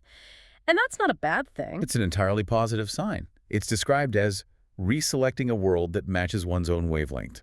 They can no longer sustain relationships that require them to put on that heavy armor. So it's less of a dramatic breakup and more of a quiet, intuitive realignment. Okay, so if lightness and low mental burden are the new operating system, what are the actionable takeaways for 2026? They're deceptively simple, but for a Virgo mind, they're radical. First, practice gently refusing things you don't want to do. No long apologies, just a simple, clear boundary. That goes right after the guilt engine. What's the second one? Second, always choose the direction that feels light. Trust your intuition. If a task feels heavy or complicated, it's probably a no, no matter how correct it seems on paper. And the third. This one sounds like the hardest for a busy Virgo. Intentionally schedule a day of doing nothing, at least once a month. And this isn't a day to catch up on chores. It's a day with no agenda, no goals, just to prove to your own mind that not being productive isn't a catastrophe. A day of doing nothing. That really is the ultimate expression of this whole 2-year transition. It is. 2025 was the internal cleanse, understanding the why. 2026 is the external result, where the Virgo walks forward carrying only what's essential, guided by comfort and lightness. It's a truly transformative path. Yep. And since 2026 is all about choosing low mental burden over efficiency, we want to leave you, the listener, with one final thought to mull over this week. Take a look at your schedule. What is one small recurring task, a meeting, a chore, a social thing, that you do purely out of guilt or obligation? Now, what's the lightest, most comfortable way you can refuse it, delegate it, or just redefine it this week? Start prioritizing your comfort over their expectations. Yeah. That's the theme for your new era. Welcome back to The Deep Dive. Today, we're not just looking at a timeline. We are diving into a really comprehensive inner map. We've pulled together this fascinating set of sources, part ancient wisdom, part contemporary psychology, that chart the specific evolutionary journey for Libra across 2025 and 2026. Right. And this isn't about predicting the lottery numbers or anything like that. This is about understanding the mechanics of a massive internal transformation. Yeah. Specifically, how you move from one operating system to an entirely new one. And that framing is, it's absolutely essential. I mean, the core message of this material is that, well, that seeking external change first is often just futile, Right. True lasting shifts, the kind that create ripples in your career, relationships, all of it. Yeah. They're quiet, they're deep, and they happen within. Okay. So this 2-year sequence that we've captured, it really acts as a psychological blueprint. It's a summary of the inner journey you need for that next, far more authentic phase of life. So our mission today is really to pull the curtain back on this transition. We're tracking the journey from seeking external validation, external harmony, which for a lot of people define the last decade, For sure. to finally establishing this robust internal authenticity. And the result, the source suggests, is a complete overhaul of relational standards. It calls it a total love redesign. A love redesign. I love that term. Okay, let's unpack this, starting with the groundwork that was laid in 2025. Yeah, it's so crucial to understand 2025 as the prerequisite for everything else. It's not a flashy year in this map. The internal focus was so intense that the outside world might have seemed, relatively stable. Absolutely. The documents describe 2025 as the year of a quiet revolution. A quiet one. Where your life's control panel was quietly updated. So if you were waiting for some kind of external drama, you probably missed the seismic event happening right under the surface. Exactly. Because the most significant changes were internal, deep, and just. Fundamentally quiet. And that deep internal work is captured by the key theme of 2025, which is integration. Integration. Yes. For a sign traditionally focused on duality, always weighing two options, two people, two paths, integration means that long period of wavering, of hesitation, it finally starts to resolve. So the goal wasn't fixing the outside world. Not at all. It was this profound shift from a lifelong pursuit of outer harmony to securing unshakable inner harmony. Okay, I think we need to slow down on that term, integration, because for most people, balance just means finding the exact middle point between two things. But this sounds different. It is different. What does this mature form of balance, this integration, what does it look like practically in daily life? It's maturity through inclusion, not rejection. That's the key. The old balance involved suppression. You'd emphasize your gentleness to keep the peace, which meant you had to suppress your sharpness or your anger. Right, you bury one side. You bury it. But integration is the realization that you no longer have to choose. You acquire the ability to hold both of those seemingly opposing forces. Gentleness and sharpness, action and stillness, empathy and boundaries, without having to discard one for the other. So it's not just an abstract idea. Can you give us a scenario? What would that integrated sharpness even look like? Okay, yeah. Imagine a professional situation where, in the past, you would have taken on a crushing workload just to be seen as agreeable, even though it was hurting you. Been there. Right, that was the old suppressive gentleness. But integrated sharpness, achieved in 2025, lets you set a boundary. You can say, I am unable to take that on right now because it conflicts with existing priorities. Okay. But you can say it while still maintaining absolute empathy and respect for the person asking. You're sharp in your decision, but gentle in your delivery. The two selves finally merge and stand as one. And the source notes this quiet stability is the correct prelude to the massive external leaps coming in 2026. That makes perfect sense. Stability first, then the movement. But the sources highlight that this whole integration process forced something really uncomfortable to the surface. Oh, yeah. The issue of habitual compromise. That's right. Compromise is the shadow side of seeking that outer harmony. For decades, the pattern was often suppressing your true feelings, just to avoid rocking the boat or disrupting a relationship. That constant yes to avoid waves. Yes. And that behavior accumulated this significant unprocessed emotional weight, what the material calls emotional residue in the heart.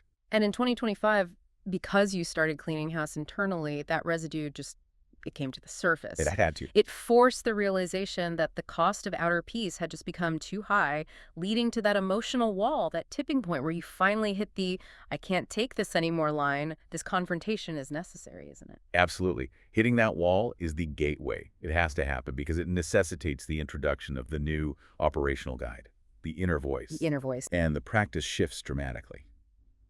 Instead of constantly monitoring and balancing the needs of external relationships, the entire focus moves to listening to that quiet, newly integrated voice inside. So the measure of success for 2025 wasn't a promotion or a new car. No, not at all. It was the increased frequency of asking yourself two very simple but totally transformative questions. What do I really want? And which do I genuinely prefer? Wow. That's where the language changes.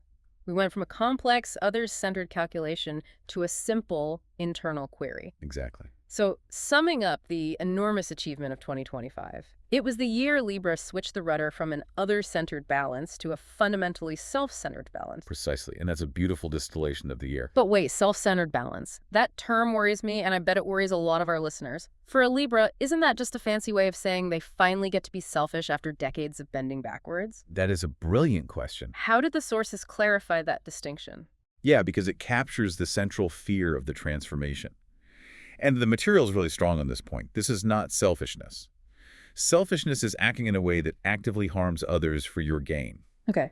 Self-centered balance, on the other hand, is defined as authenticity. It means knowing that you cannot authentically engage with the world until you are honest about your own needs. So it's a prerequisite. It is. Hmm. When you start operating from a place of integrated truth, you actually become a better partner, a better friend, a better colleague, because you're no longer operating from that suppressed resentment or fear of confrontation. It's a balance based on truth, not appeasement. Exactly. Yeah. Truth, not appeasement. I love that. That clarity is vital. And once that self-access is securely established, we move straight into 2026. Right into it. Which is where things start to accelerate externally. And here's where it gets really interesting. If 2025 was all about internal tidying and consolidation, what happens when that integrated, honest self steps out into the world? The sources are super clear on this. 2026 is when what was tidied up inside appears outside. This is the external manifestation phase. And it affects everything. New professional actions, new encounters, work structures, and most significantly, the entire landscape of love and relationships. That integrated self, forged in 2025, is now the agent driving external reality. And that inner voice, the self-access, it doesn't go away in 2026. No, it gets stronger. It becomes the final arbiter. The sources suggest this year solidifies the process of returning to one's own voice. Every choice is now decided by the self-access. Yes. And that newfound strength means the reliance on, or even the fear of, outside opinion just dramatically decreases. This self-access alignment is absolutely critical for relationships, which is where we see the biggest evolutionary leap in 2026. And it's driven by this concept of projections. Projections. Now, that's a word that can feel a little abstract or clinical, but the core insight here is surprisingly simple and revolutionary for daily life, isn't it? It is. It really is. The core insight is realizing that what is reflected and seen in the other person is a mirror of one's inner state. A mirror. A mirror. And this is the monumental shift that dissolves relationship stress. If you constantly feel controlled or ignored or criticized by multiple people, the projection insight suggests the pattern isn't that 10 different people are villains, Right. but that there's an internal mechanism that tolerates or even invites that specific dynamic. So if you, the listener, realize you're constantly feeling criticized by a partner, the shift isn't asking the partner to change their language. No. It's asking, why am I projecting my own inner critic onto them, and why do I tolerate situations that confirm my belief that I am flawed? Exactly. Recognizing the projection instantly dissolves the confusion, the old assumptions, and that lifelong need to manage or control the other person. Wow. So the source of relationship stress just plummets because you finally understand that focusing on your own emotional movement, how I react, what my boundary is so much more crucial than reacting to the other person's actions or words. That must be profoundly liberating. After a lifetime of constant negotiation and other-centered balancing, you're freed from being responsible for someone else's reality. It is the ultimate freedom. It really is. And that relational maturity, it sets the stage for the pinnacle theme of 2026. The Lover's card. The Lover's card. Which symbolizes a total love redesign. I find that term love redesign so potent. It implies a complete demolition and rebuilding of previous partnership criteria. It is. So what exactly does the integrated self now seek, and what old standards are definitively abandoned? The sources make it really clear.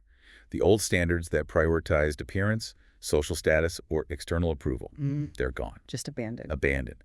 Search moves toward partnerships based on authentic resonance, characterized by 3 specific criteria: deep trust, the prospect of walking together for a long time, and crucially, the ability to share mental stillness or peace. That emphasis on mental peace is incredibly telling. Isn't it? It's the antithesis of the stressful compromise that built up all that emotional residue in the past. It shows that the self-axis is now prioritizing internal calm above everything else. When you are integrated, you reject chaos. Absolutely. The material specifically notes that choosing partners who bring stillness and peace is highly beneficial. It's the ultimate confirmation that the internal work of 2025 has been successful. I see. You can only choose partners who offer calm when you yourself are no longer dependent on them for validation or distraction. The standard for love has moved entirely inward. Toward internal resonance and shared quiet. That's it. That connects the whole journey perfectly. You spent 2025 stabilizing the self, realizing you couldn't take the compromise anymore. Right. And 2026 is the manifestation, using that self-axis to redesign how you interact and who you interact with. That is the final synthesis. 2026 is the year where the standards for love and all major choices return completely to your own integrated hands, securing that self-axis permanently. You're no longer defined by the relationship. The relationship is defined by your evolved self. And to help anchor this powerful realization, the source material offers some very specific, highly actionable advice for you to apply right now. Which is so helpful. The first piece of advice is fundamental. Ask, what do I want, every single day. That daily check-in. It's the maintenance routine for the self-axis. It prevents that slow, insidious return of other-centered thinking. The second instruction gives you necessary permission. It is completely okay to slowly distance yourself from relationships that require too much care or consideration, too much of that old compromise energy. It's permission to protect that newly won inner harmony without guilt. Yeah, it's permission to practice that integrated sharpness we talked about. And finally, when you're facing important decisions, big or small, you must now make them based on body reaction, not just your head. This is the ultimate trust in the integrated self. What does that body reaction feel like, though? Practically. For someone who has intellectualized decisions for years, trusting a gut feeling might be really difficult. It's actually simpler than analysis. When you think about the compromising decision you used to make, saying yes when you meant no, what did your body do? It tenses up. It likely tightened, your shoulders hunched, you felt a clench in your stomach. That's the body screaming dissonance. The body reaction for truth, for the authentic choice, is the opposite. A feeling of expansion, a lightness in the chest, or just a subtle sense of ease. The integrated self now guides through sensation, not fear of external consequence. It's a complete reversal of priorities, using feeling as the truth gauge, rather than using your intellect to manage other people's expectations. Exactly. So what does this all mean for the future?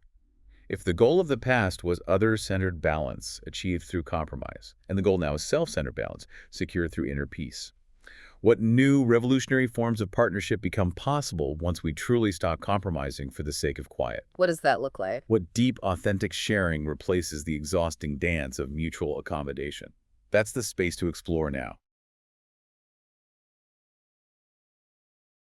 Welcome back to the Deep Dive. Today we're on a mission that's less about fortune-telling and more about decoding a spiritual blueprint.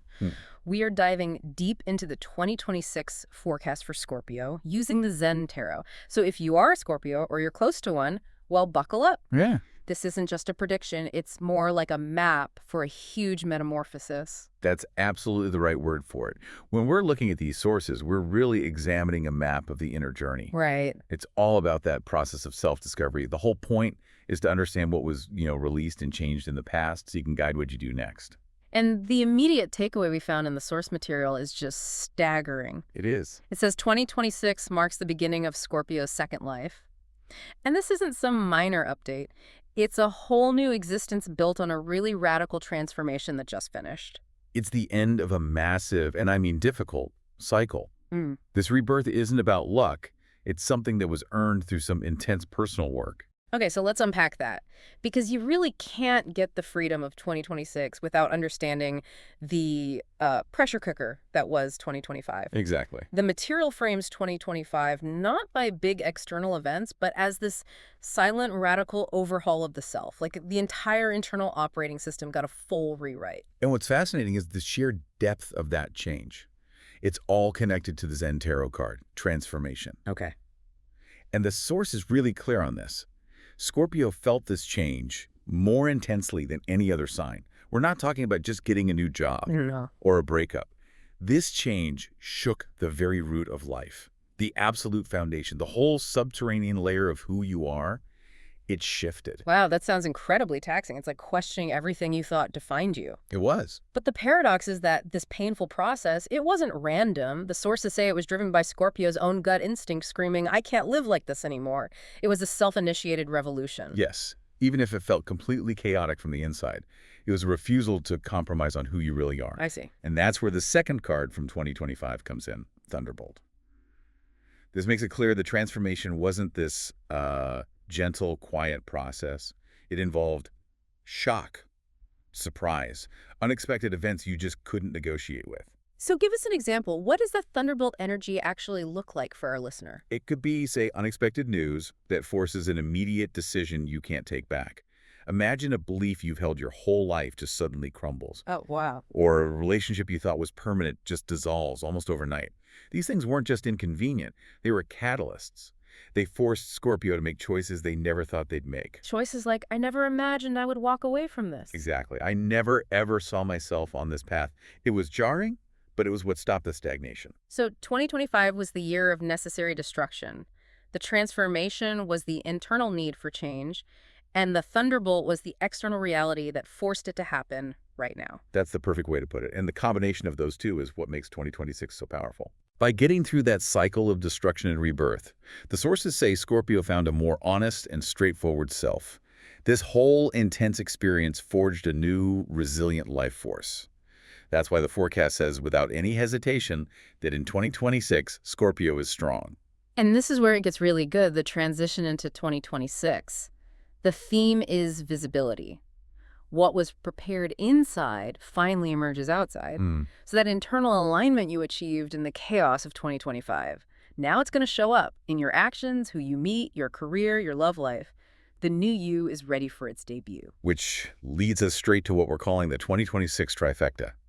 This next stage, this second life, is defined by three huge Zen Tarot cards: Rebirth, the Rebel, and Experiencing. The trisecta. This is it. This trio signals the official, full start of the new life. Okay, let's start with the cornerstone then, rebirth. What does that actually mean, beyond just, starting over? Rebirth here means a total erasure of the old script. It's not just turning a new page, you're throwing out the whole book. The whole book. You're shedding the old identity, old roles, even the old values that kept you tied to that life.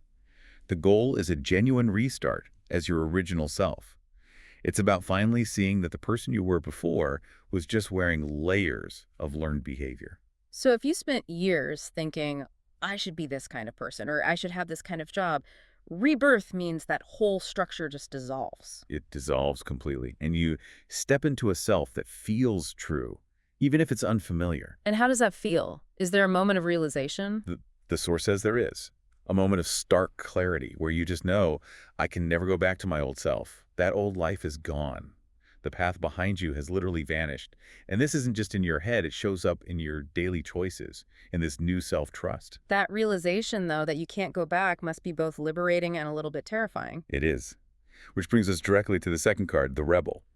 Because if your self is fundamentally new, then how you make decisions has to change too. Okay, that makes sense. Choices in 2026 have to be driven purely by the soul's true feelings. You're overriding any external expectation, any old obligation that used to dictate what you did. I love the nuance here. You hear rebel and you think of someone fighting the system. Right. But the material says Scorpio is rebelling against its own past rules.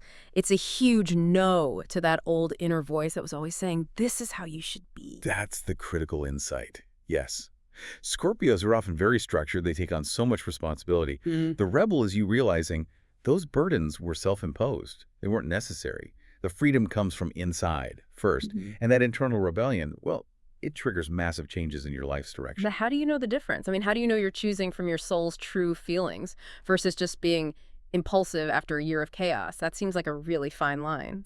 That is a brilliant question. The source actually addresses it by focusing on the energy of the choice. Yeah. A true soul choice feels light. Even if the decision is hard to make, there's a lightness to it. Impulsivity feels heavy. It's full of anxiety. So the rebel choices you'll make in 2026 are the ones that actually take a burden off your soul, even if they create some temporary external chaos. Choosing for lightness, I like that. So what are the specific areas where this rebellion will force a big course correction? The sources point to three main areas. First, long-standing relationships. And this isn't just about minor arguments. It's about reevaluating the fundamental rules of the relationship, or even deciding to leave ones that don't honor the real you. Okay. Second, fundamentally changing the direction of your work. This could mean leaving a career where you were successful but secretly miserable, to chase something that fulfills you, something that aligns with your purpose no matter what it looks like to others. That is huge. Trading security for authenticity. Exactly. Yeah. And the third thing is ending roles you only played out of obligation. Oh, that's a big one. It is. Family roles, roles in your community, even titles you wore just because you felt like you had to. It's about taking off the mask. For good. These are structural changes. So you're basically a new person, and a new person needs a new way of doing things. Which brings us to the third card of the trifecta. Experiencing. How does this change how you navigate daily life? This is probably the change you'll notice the fastest. This card signals a massive shift away from that old Scorpio habit of overthinking everything. Analysis paralysis. Yes, the classic analysis paralysis. It's gone. The way you live changes to doing it and confirming through experience. The focus shifts from planning on paper to action in the real world. So instead of spending 3 months mapping out every possible outcome of a career change, the new Scorpio just takes the first real step and sees what happens. You got it. It allows you to learn and pivot so much faster.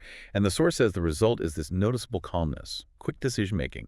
You're just free from all that hesitation because that inner critic, the one that demanded perfection, has been silenced. What's the core belief that lets that happen? What's the big realization? It's all about flexibility. The new attitude, the new operating system, is built on this one idea. If it's wrong, I can just change it. Before, there was this belief that mistakes were permanent, they were fatal.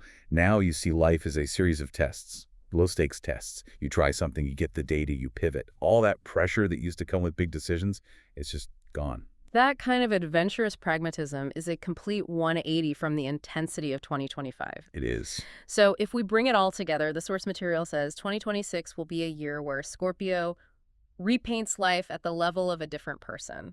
That phrase just conveys such an incredible scale of change. It's a complete renewal.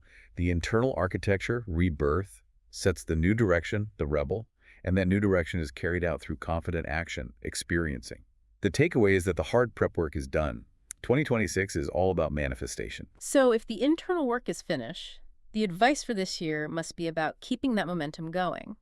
What are the core actionable steps from the source material that you can start using right now? Okay, so these are the practical guideposts for the second life. First, and this is the most important, prioritize choices that lighten your heart. Above all else, if a choice feels heavy or like an obligation, it belongs to your past self. You have to discard it. That's the new litmus test for every decision. Second, do not compare your current self to your old self. That person is gone. Measuring what you're doing now against that past version is just going to anchor you to the history you just worked so hard to destroy. That's so key. It's how you prevent self-sabotage, stop those old rules from creeping back in. Precisely. Third, you have to actively choose the feeling of, I want to try it, over the fear of failure. Fear is the anchor to the old life. Desire, curiosity. That's the engine for the new one. And the final piece of advice? The source suggests that new experiences should feel just scary enough to be worthwhile. Just scary enough. That little edge of fear is a sign that you're pushing your comfort zone in a healthy way. It confirms you're in the growth zone. If it feels totally safe, you might not be reaching far enough. I love that guidance. A little fear means you are in exactly the right place. So if 2026 is truly about using that rebel card, choosing your soul's true feelings over old expectations, then here's a final thought for you, the listener, to mull over. What is one major should or must, one rigid, self-imposed rule that you already know deep down needs to be the first one you challenge? Finding that one heavy internal rule, that's the starting point. That's rebirth in action. Thank you for sharing your sources with us and letting us take this deep dive into Scorpio's second life. We encourage you to keep exploring your inner map and to really embrace the strength that you forged in the dark. Welcome to the deep dive. Today we're getting into a really fascinating look at a definitive 2-year period. That's 2025 to 2026, specifically for Sagittarius. And our sources for this are mapping it all out using the symbolic framework of Zen Tarot. So it's less about prediction and more of a psychological roadmap. Right, from this internal overhaul to, well, massive external action. Exactly. That internal part is so important. The sources are really clear. This isn't about, simple fortune telling. It's a chart of the inner journey. Or, as the original text puts it, oy. We're looking at the subtle foundational changes that happen, well, beneath the surface. All to prepare Sagittarius for a huge step forward. And our mission today is pretty straightforward. We're charting how 2025 was this quiet revolution. The groundwork. The groundwork, yeah, for what the sources promise is going to be the great leap in 2026. So let's jump right in. What was the energy of 2025? So the defining theme for 2025 is that the inner self was rewritten, and the operating panel of life, as they say, was silently updated. The operating panel, I like that. So on the outside, things might have seemed pretty normal, pretty stable. Exactly. But on the inside, the foundational rules, how you even understand your own world, we're going through this really deep, quiet transformation. And the card that sort of anchors all of this is New Vision. Yeah. What does that card ask of you, if you're a Sagittarius listening to this? It demands what the source calls a purpose update. A purpose update. Yeah. Think of it like this. All those long-term goals, maybe even beliefs you've held for years, they just sort of finished their role. They served their purpose, but their time was up. So it's not that they failed, just that they're complete. Exactly. And New Vision means a fresh perspective, a new set of lenses, just quietly emerges and fundamentally rewrites what you see as possible. Okay, this is where the symbolism gets really powerful for me. The sources use this specific metaphor for new vision. Yes. The choice between seeing the ground or seeing the sky, that sounds like more than just poetry. Oh, it is. It's probably the single most important internal shift of 2025. It's what moves Sagittarius from a place of, say, obligation to a place of pure intention. Okay, break that down. The ground versus the sky. So the ground is safety, its duty is all the existing obligations, the known path, the stuff that kind of pins you down. Right. But the sky. Yeah. The sky is freedom, the future, pure intention, exploration. I mean, that's the essence of Sagittarius. So the revolution was choosing the sky over the ground, even when the ground felt safer. Consistently choosing it, even if that choice felt, terrifyingly uncertain at the time. But doesn't that sort of go against our basic wiring? I mean, we're programmed for safety. And if Sagittarius is the sign of freedom, why would they be so stuck on the ground in the first place? That is an excellent point. It's because the ground often looks like responsibility or success or stability, all the things society praises. But it looks like the right choice from the outside. Precisely. And Sagittarius, being so capable, often takes on these obligations that might look like freedom to others, but they actually become like invisible chains. Ah, okay. So the quiet revolution of 2025 was about finally seeing those chains and using that new vision to say, no, my true self comes first. You have to do that before the great leap. You can't jump if you don't know where you're aiming. So 2025 wasn't about building. It was about demolition and recalibration. Let's look at the other cards that supported this internal map drawing. Adventure and trust. Right. So adventure, or I, in 2025 was about taking that first step onto the new map. You're not at the destination yet. You're just starting the walk. Yes. And it's reflected in this shift toward choosing unknown excitement over known security. Race versus job. That's the one. It's taking that first small step toward the new vision, even when you have, no idea how it will pan out. There's no correct answer yet. And that must lead directly into the next card, trust or buy. Because if you're choosing the unknown, how do you not just spiral into anxiety? That's the critical question, isn't it? And the source is clear. This isn't just blind faith. Trust involved two pretty high-level things. Okay. First, trusting your own intuition, which has just been radically updated. And second, developing this really deep strength to reevaluate, to reevaluate things that seemed negative at the time. So seeing setbacks differently. Exactly. Sagittarius learns to see that those events weren't defeats. They were the necessary experience that you had to have for the new vision to even emerge. So you're trusting the whole process, even the tough parts. You're trusting that it all added up to give you this heightened resolution of the world being viewed. So trust lets you make peace with your past, and adventure lets you step into the future. Perfectly put. And that's why 2025 was a year of breaking away from the safety zone and drawing lines on an unknown map. The quiet revolution worked. The internal architecture was finally ready. Okay, that sets the stage perfectly. So you have all this pent-up energy, a totally updated internal map, a clear new vision. How does that translate into the real world in 2026? Well, the forecast for 2026 is pretty direct. What was aligned internally will manifest externally. A clean mirror. A very clean mirror. All that rigorous self-work from 2025 means that the actions, the people you meet, the career opportunities, they're all going to reflect this newly configured self. You're moving into the phase of external manifestation. This is the great leap. It sounds rapid. Decisive. It is. So let's look at the cards for this jump. Adventure again, compromise, and the Fool. How is adventure different here than it was in 2025? Great question. In 2025, adventure was about choosing the path in your head, drawing the line on the map. The planning phase. Right. In 2026, adventure means you're stepping lightly and physically onto that path. It symbolizes that Sagittarius will not hesitate. The debate is over. So the attitude becomes, just try it. Just try it. Yes, the Japanese is inextra that becomes your breakthrough strategy. It's no longer an idea, it's visible action. That's such a crucial distinction. It's the difference between planning the trip and actually booking the flight. But this next card, this sounds like a big hurdle to overcome. Compromise. And the source specifically calls it graduation from compromise. A graduation. I like that. It's one of the most powerful insights here, I think. The main goal is to graduate from the compromise within neutrality. The compromise within neutrality. What does that mean? It's the acceptable job. The relationship that's, fine. The apartment that's good enough. It's that comfortable path that just stops short of real, authentic happiness. So you're letting go of the path you took just to accommodate others. Or even the path you took because you didn't fully trust your own new vision yet.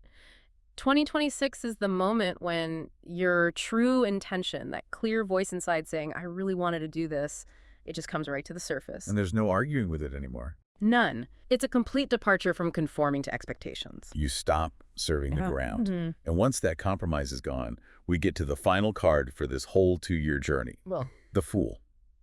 The sources call this the absolute best card for Sagittarius. Why is that? A card that sounds so reckless. Well, in Zen philosophy, there's often this idea of returning to a 0 point or an empty mind, a clean slate. Okay. That's what the Fool is, a start from zero and complete freedom.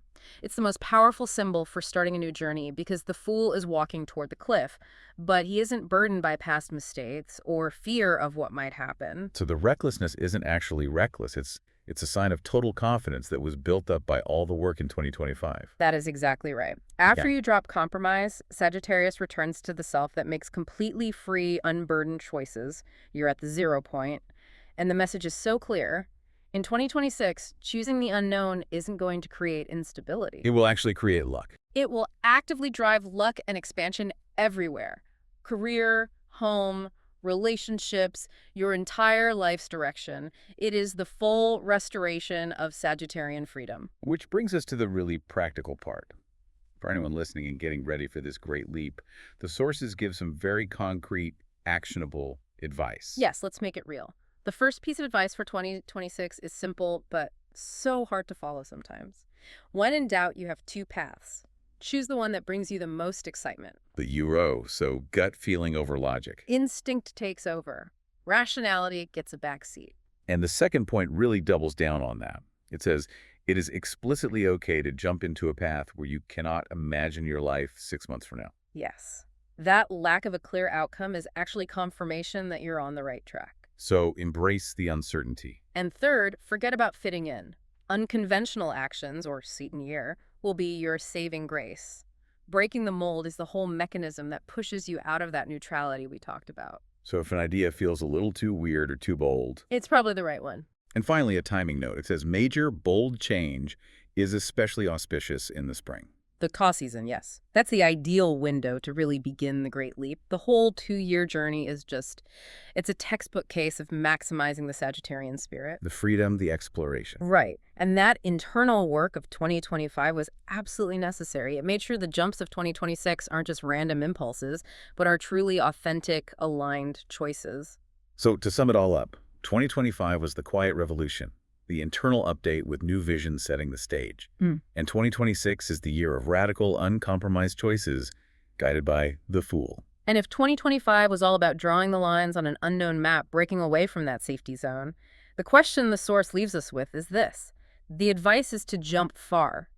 So if you're now on that path of complete freedom, what truly unimaginable place, a destination you couldn't have even articulated back in 2025 is waiting at the end of that line that starts with the Fool.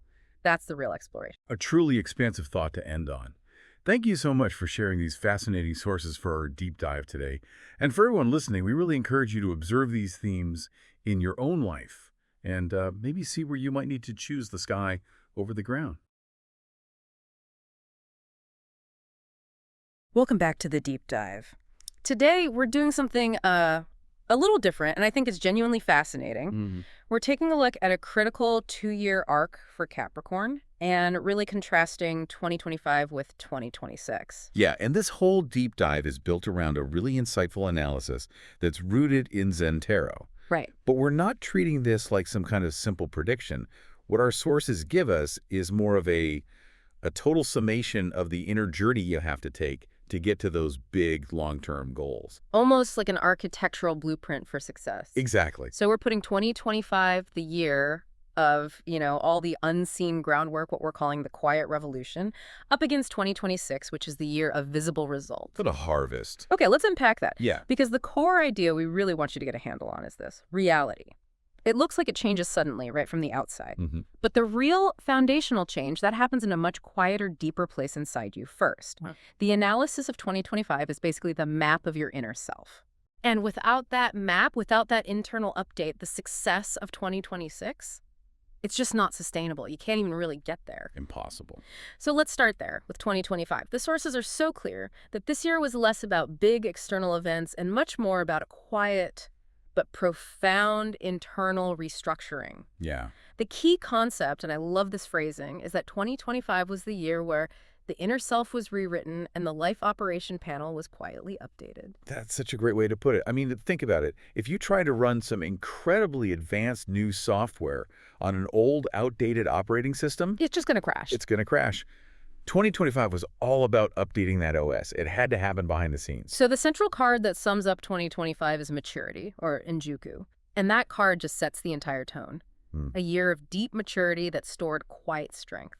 For Capricorn, the whole focus of 2025 was on growing that deep, invisible root strength. Not about the immediate visible results. Exactly. Not about the quick wins. And that's the ultimate test of Capricorn discipline, isn't it? For a sign that really values tangible achievement, choosing to cultivate slowly. That takes a lot of trust. A huge amount of trust. But the sources are insistent on this. That choice you made to cultivate slowly was, in fact, the most intelligent selection. Maturity, the card itself, it symbolizes that natural growth cycle. The part you can't speed up. You just can't. It's like building a skyscraper. 2025 was the year you spent 3 times longer on the foundation, making sure the bedrock was solid, even though from the street, nothing looked different. Precisely. And that unseen work means that 2025 was essentially the strongest soil preparation for the huge leap that comes in 2026. If you skimp on the soil prep, the fruit is weak. It can't handle any pressure. That really reframes that whole year. It wasn't a struggle, it was a conscious investment. Yeah. And that investment, according to the sources, required 2 key virtues: patience and ordinariness. Okay, let's dig into patience, or nintai. Because the way the sources define this is, it's genuinely inspiring. This is not the grim, white-knuckled game of endurance that we think Yeah, of. not just gritting your teeth. No.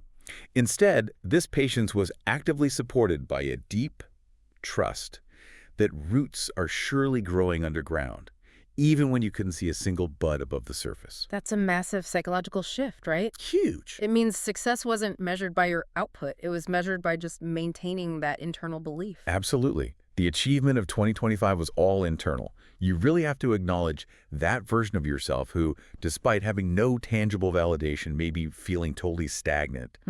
You didn't give up. That trust in the unseen process, that was the accomplishment of 2025. And then there's the other card, which sounds so simple. Ordinariness. Futsu de arukoto. Yeah. And this is such a tribute to that core Capricorn virtue. The sources say you should remember this card if you ever feel like, I haven't really done anything special. And that's a direct challenge to our culture, isn't it? Which is so obsessed with visibility and being flashy. Totally. What the sources are showing is that real value was created in 2025 just by the daily, relentless accumulation. You know, you showed up, you did the work, you handled the mundane stuff. We so often overlook how much strength is built just by showing up day after day. That quiet constancy, the quote-unquote boring work, that's the essence of the Capricorn path. Right. To feel like you haven't done anything special is to completely miss that the strongest foundations aren't built in one grand gesture. They're built by laying one good brick after another every single day. So, to wrap up 2025, it was the year the foundation for long-term success was completed in a quiet daily life. A profound psychological update. A quiet revolution. Okay, so that brings us to the transition. How does all this deep, quiet internal work translate into the dramatic, visible results of 2026? What's the mechanism? This is the connection point, and we have to hammer this home. The core theme is reality does not change from the outside. Interchange is the engine. The external world is just a delayed reflection of your internal state. I'm picturing like a massive, complex clock. You spent all of 2025 meticulously cleaning and oiling the gears inside. Yeah. And now, in 2026, the hands of the clock, the outside part, finally start moving with the precision that matches the quality of the work you did inside. That's a perfect analogy. Right. The inner work you did in 2025 is the absolute prerequisite. So 2026 is simply the year where what was internally prepared appears externally. And that affects everything. Everything. Your actions, who you meet, your work, your relationships, all of it enters this phase of appearing externally. The soil is ready, and now the plants are breaking through. That sets the stage perfectly for 2026, the harvest year. And the journey completes this flow. Maturity, harvest, achievement. And you see it so clearly in the 2026 cards. Success, maturity again, and ripeness. Okay, so success. Success is the direct sign. It confirms that all those small, cumulative, maybe frustratingly quiet efforts from 2025, they finally become visible forms. This is when you get that undeniable feeling that finally effort is not betrayed. Yeah. The work you did when no one was watching is now getting a public payoff. And then maturity shows up again, but it means something a little different here. It does. This time, it means that careful, Capricorn-like accumulation, the skills you honed, the network you built, it's now emerging on the outside as matured talents. Things you were just quietly doing, maybe without a lot of applause, suddenly have significant measurable value. You're just operating on a whole new level. The market finally catches up to the quality you've been building. Exactly. And then leading the charge is ripeness. Jukusurukoto. The name itself says it all. Yeah. The sources call this the strongest card for 2026. It's an explicit signal of the timing of the harvest. So it's not just that success is possible, it's that the window for it is open right now. Absolutely. Those long-term projects, the big ambitious things that took years of silent work, they will bear rich fruit this year. It's a critical time. You can't put it off. And the sources are clear. This isn't just about career or money, which is sort of the default assumption for Capricorn. Right. It's also matured relationships, finally stabilizing, and a big increase in trustworthy partners at work. That internal strength leads to external stability everywhere. Well, it makes sense. When you stabilize your own internal OS in 2025, you naturally start attracting people who match that stability in 2026. Okay, so this all sounds amazing, but it requires a behavioral shift, right? From the quiet work of 2025 to grabbing these opportunities. What's the specific advice for 2026? Yeah, the advice is very specific.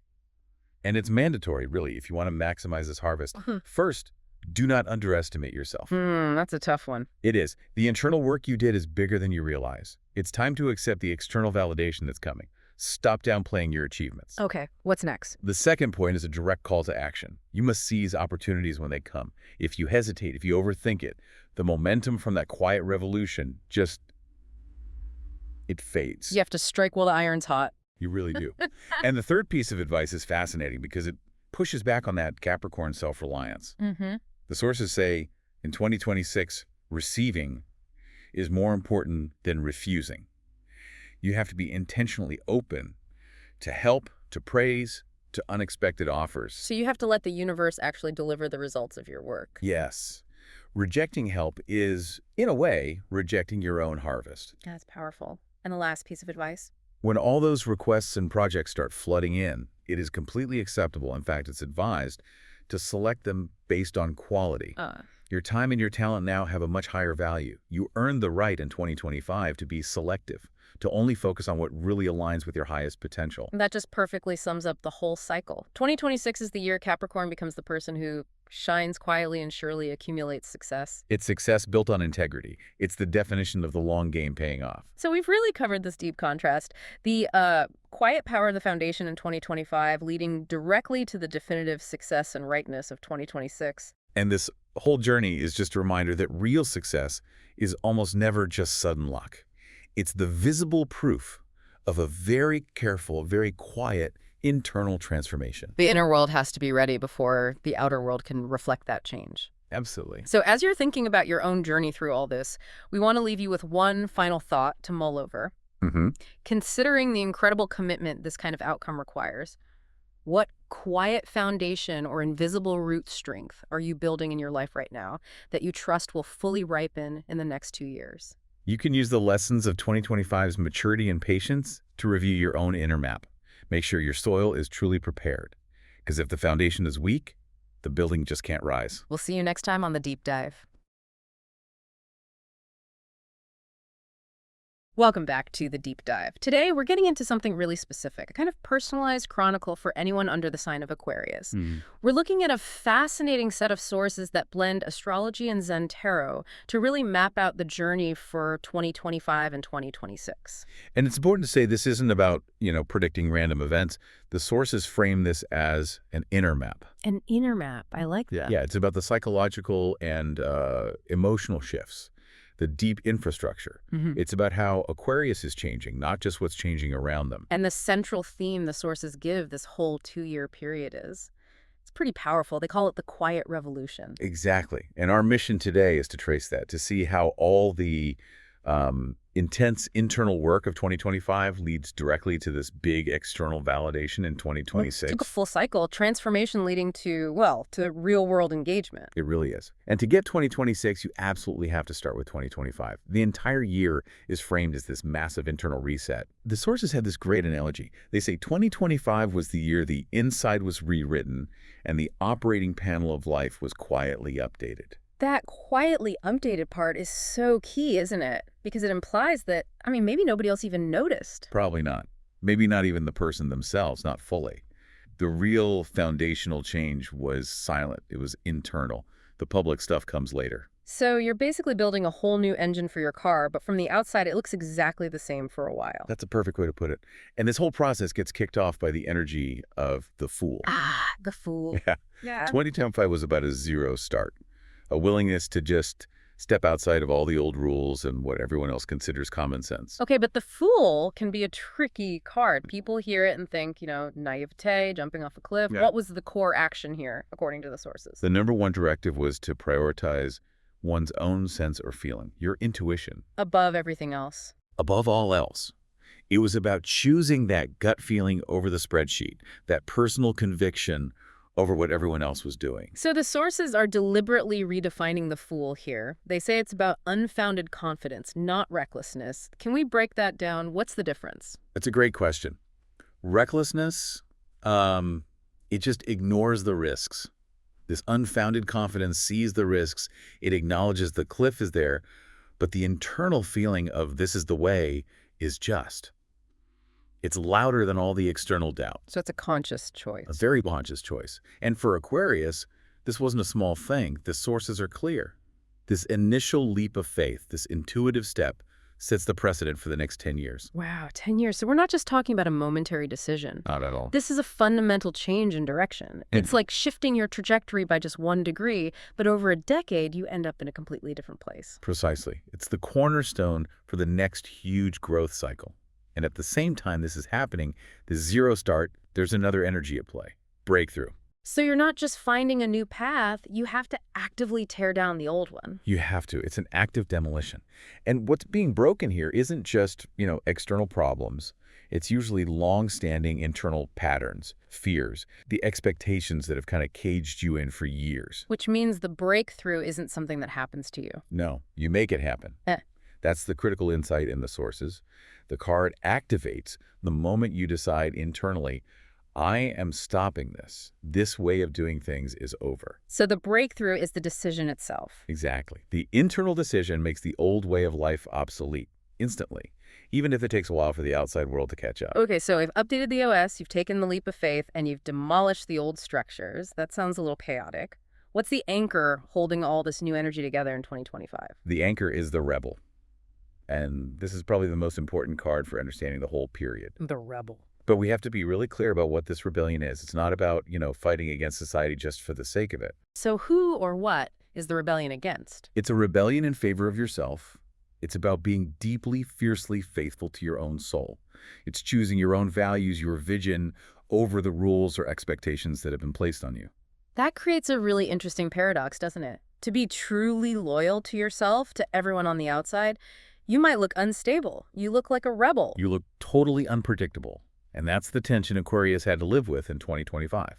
But for them, internally, the sources say this was actually a return to their original position, their true nature. So what looked like chaos from the outside was actually creating stability on the inside. For maybe the first time in a long time, yes. So to sum up 2025, it's saying goodbye to the obvious path and stepping onto your own. And this internal rewrite, this is what sets the stage for everything that comes next. It creates a ripple effect, and that brings us right into 2026. Now, the environment has to respond. And the key phrase for 2026 is, this is the year what was prepared internally appears externally. The quiet revolution goes public.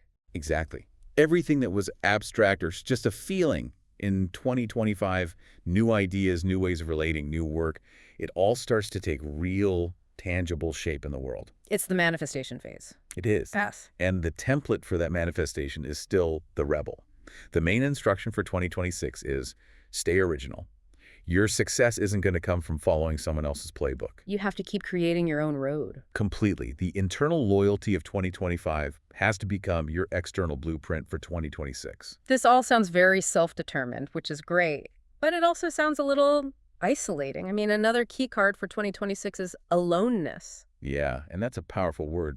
It sounds solitary, right? Lonely, even. It does. But the sources here define aloneness in a very specific way. It's not about social isolation. It's about self-reliance and establishment. Self-reliance. Okay, so it's more about structural independence. Exactly. In your work, your creative life, your direction, it's that feeling of truly standing on your own. What does that feel like day to day? It feels like you stop looking for someone else's correct answer. You stop searching for it in a book or from a boss or a partner. You are walking your own path because you trust the path you've built. So any success you achieve in 2026 feels completely earned. It's yours. It's self-authored. And that's crucial because if you didn't do the hard work of aloneness, you just end up manifesting someone else's dream, which would defeat the whole purpose of the revolution in the first place. Okay, so let's track this. We start with the Fool's Leap, build loyalty with the rebel, and establish self-reliance with aloneness. If Aquarius does all that, what's the payoff? Where does it all lead? Because the final card is celebration. And celebration is the perfect resolution. It's the answer to any fear that aloneness might bring up. How so? The sources say it's the moment when that unique, self-reliant path is finally evaluated, recognized, and celebrated by the outside world. So the world doesn't just put up with your originality, it actually rewards it. It's drawn to it. This card signals the appearance of your true people. Understanding people, the sources call them. Colleagues, friends, partners who operate on the same wavelength. So you're not moving toward isolation at all. You're actually moving toward your real community. Yes, a community that forms because of your unique path, not in spite of it. They're drawn to the structure you built by yourself. That completely flips the script. It means the rebellion and the self-reliance are actually magnets for the right people. That is the magic of the celebration phase. It's the world confirming that the quiet update you ran in 2025 was the right move all along. The sources call 2026 the year you achieve this incredible alignment of freedom, environment, and celebration. So looking back, the whole 2-year journey is this one complete, powerful cycle. 2025 is the quiet, internal work. 2026 is when it all pays off externally with success, structure, and finding your tribe. The quiet revolution succeeds because it started quietly. You can't skip the internal work of the rebel and aloneness and expect to get to the true celebration. The reward is a direct consequence of the conviction. So for anyone listening who is in this phase, or about to be, the advice from the sources is, it's really direct. First, you have to prioritize your own originality over what anyone else thinks is correct. That's the mandate of the rebel, yes. And second, you have to trust that the right people will show up organically. Right. Once you are standing firmly in your own self-reliance, you won't have to go looking for them. They'll be drawn to your light. And finally, don't be afraid of those small acts of rebellion in your thinking, in your work. They're not disruptions. They are course corrections to keep you aligned with that new operating system you installed. You have to design your own metric for what success even means. So as you look toward that promise of celebration, the real question isn't what opportunity you should chase. It's what small act of originality, what tiny rebellion in thought or action will you start this week? What part of your own unique structure will you finally complete to step into the light of your own creation? Welcome to the Deep Dive. Today, we're looking at something pretty profound. It's essentially a map of a 2-year inner revolution. That's a great way to put it. We're digging into the transformation outlined for Pisces across 2025 and 2026. And this is not your standard horoscope, not at all. Think of it more as a blueprint for, well, a monumental internal change. Absolutely. What we've pulled from the sources isn't a list of, things that will happen to you.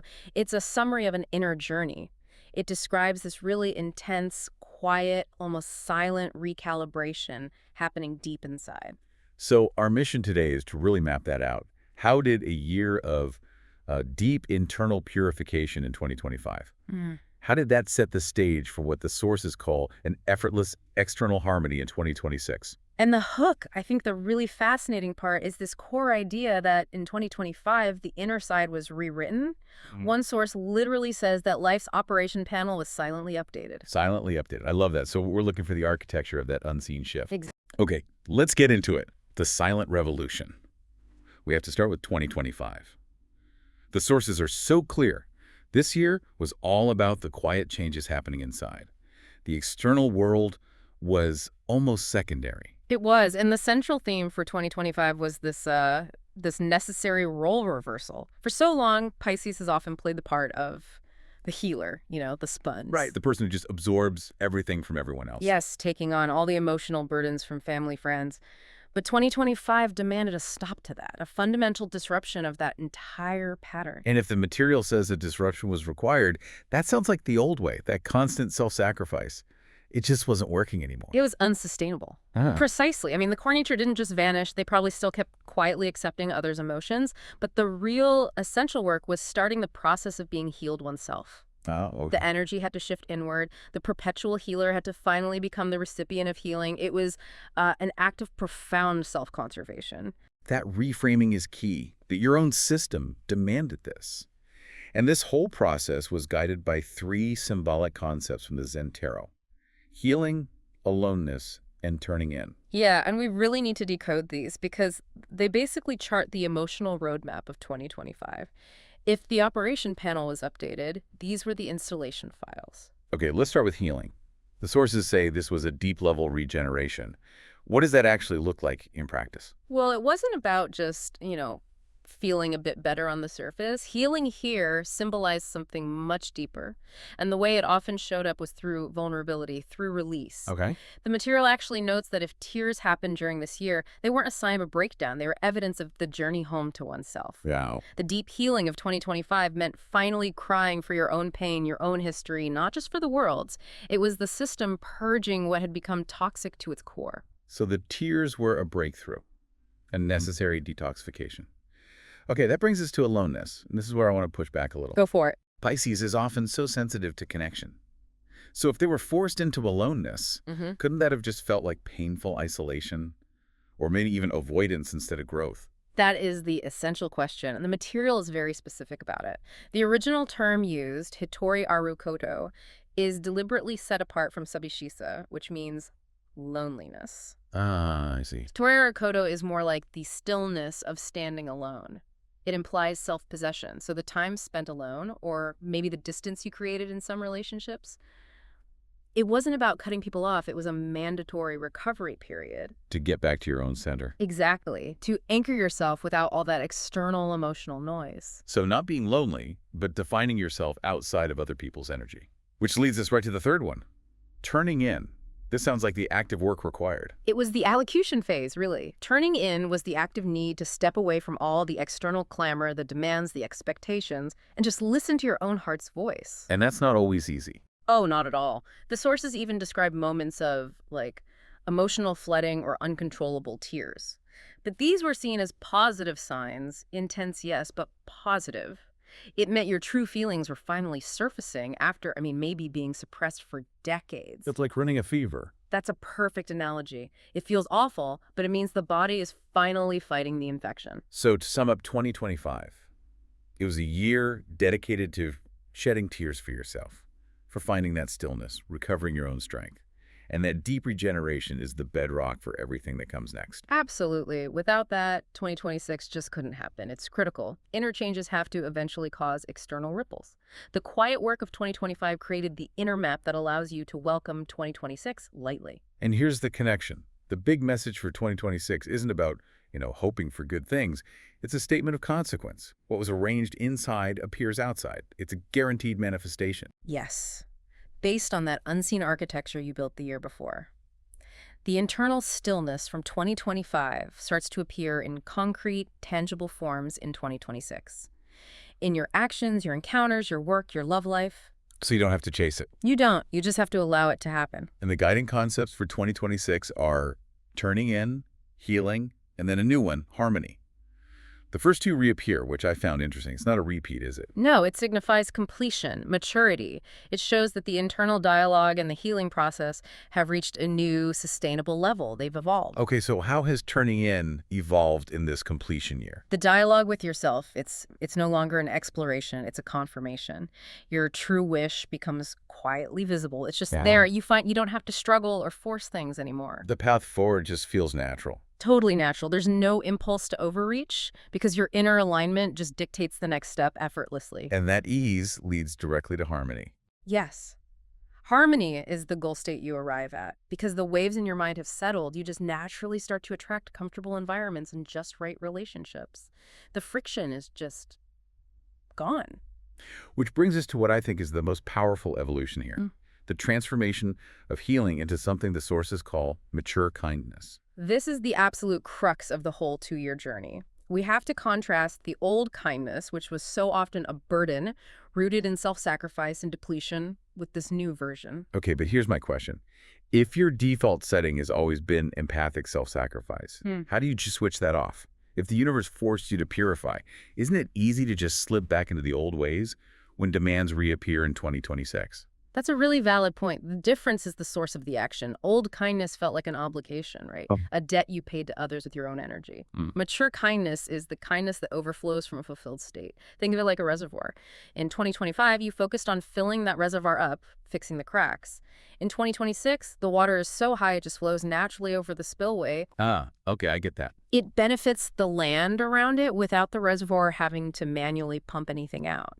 It helps you just as much as it helps others because it comes from being full, not from being needed. That distinction from manually pumping energy out to just letting the overflow happen, that's everything. Precisely. You don't try to be kind, you are kind because you are whole. So let's make this practical. We've mapped the journey. What can someone listening do to support this new phase of harmony and make sure that mature kindness keeps flowing? So the source material boils it down to 4 essential action points, and they're all about maintaining the stillness you gained in 2025. Okay, lay them out for us. How do you handle kindness practically? First, actively choose to let go of that unreasonable kindness, the kind that drains you. If it feels like a forced burden, step back. Return only to natural kindness. Got it. What's number 2? Second, if you feel yourself struggling, if you get overwhelmed by external demands, do not suffer alone. Instead, actively secure a quiet environment. That stillness is a sacred necessity now, not a luxury. Quiet as a tool to keep the reservoir full. Makes sense. What's the third point? Joy, the sources remind us, is found in small things. This is so important for the manifestation phase. You don't need giant external wins. Your focus should be on appreciating the subtle beauty that your inner stillness now reveals. And finally, the last piece of advice that really connects the internal work to the external result. The final point is this. The deliberate action of gently handling one's own emotions is the key to healing your surroundings. So you don't have to go out and try to fix everyone's problems anymore. No. By treating your own inner world with care and patience, your new, stable, calm presence automatically becomes a soothing force for everyone around you. So as you head into 2026, it means your healing, your stillness, and your kindness are all finally aligned. Your presence is the soothing force. The journey has moved from that required aloneness to the emergence of harmony. The quiet inner map is complete. Which leaves us with a final thought for you to reflect on. Now that your existence is inherently calming, what small, natural actions will you take today to allow that stillness to manifest effortlessly in the world? And maybe mull over this. If you are the reservoir, where in your life are you still manually pumping energy out when you could just be letting the overflow happen? Powerful perspective. Thank you for joining us for this deep dive into self-conservation and mature kindness. We'll be back soon with another deep dive.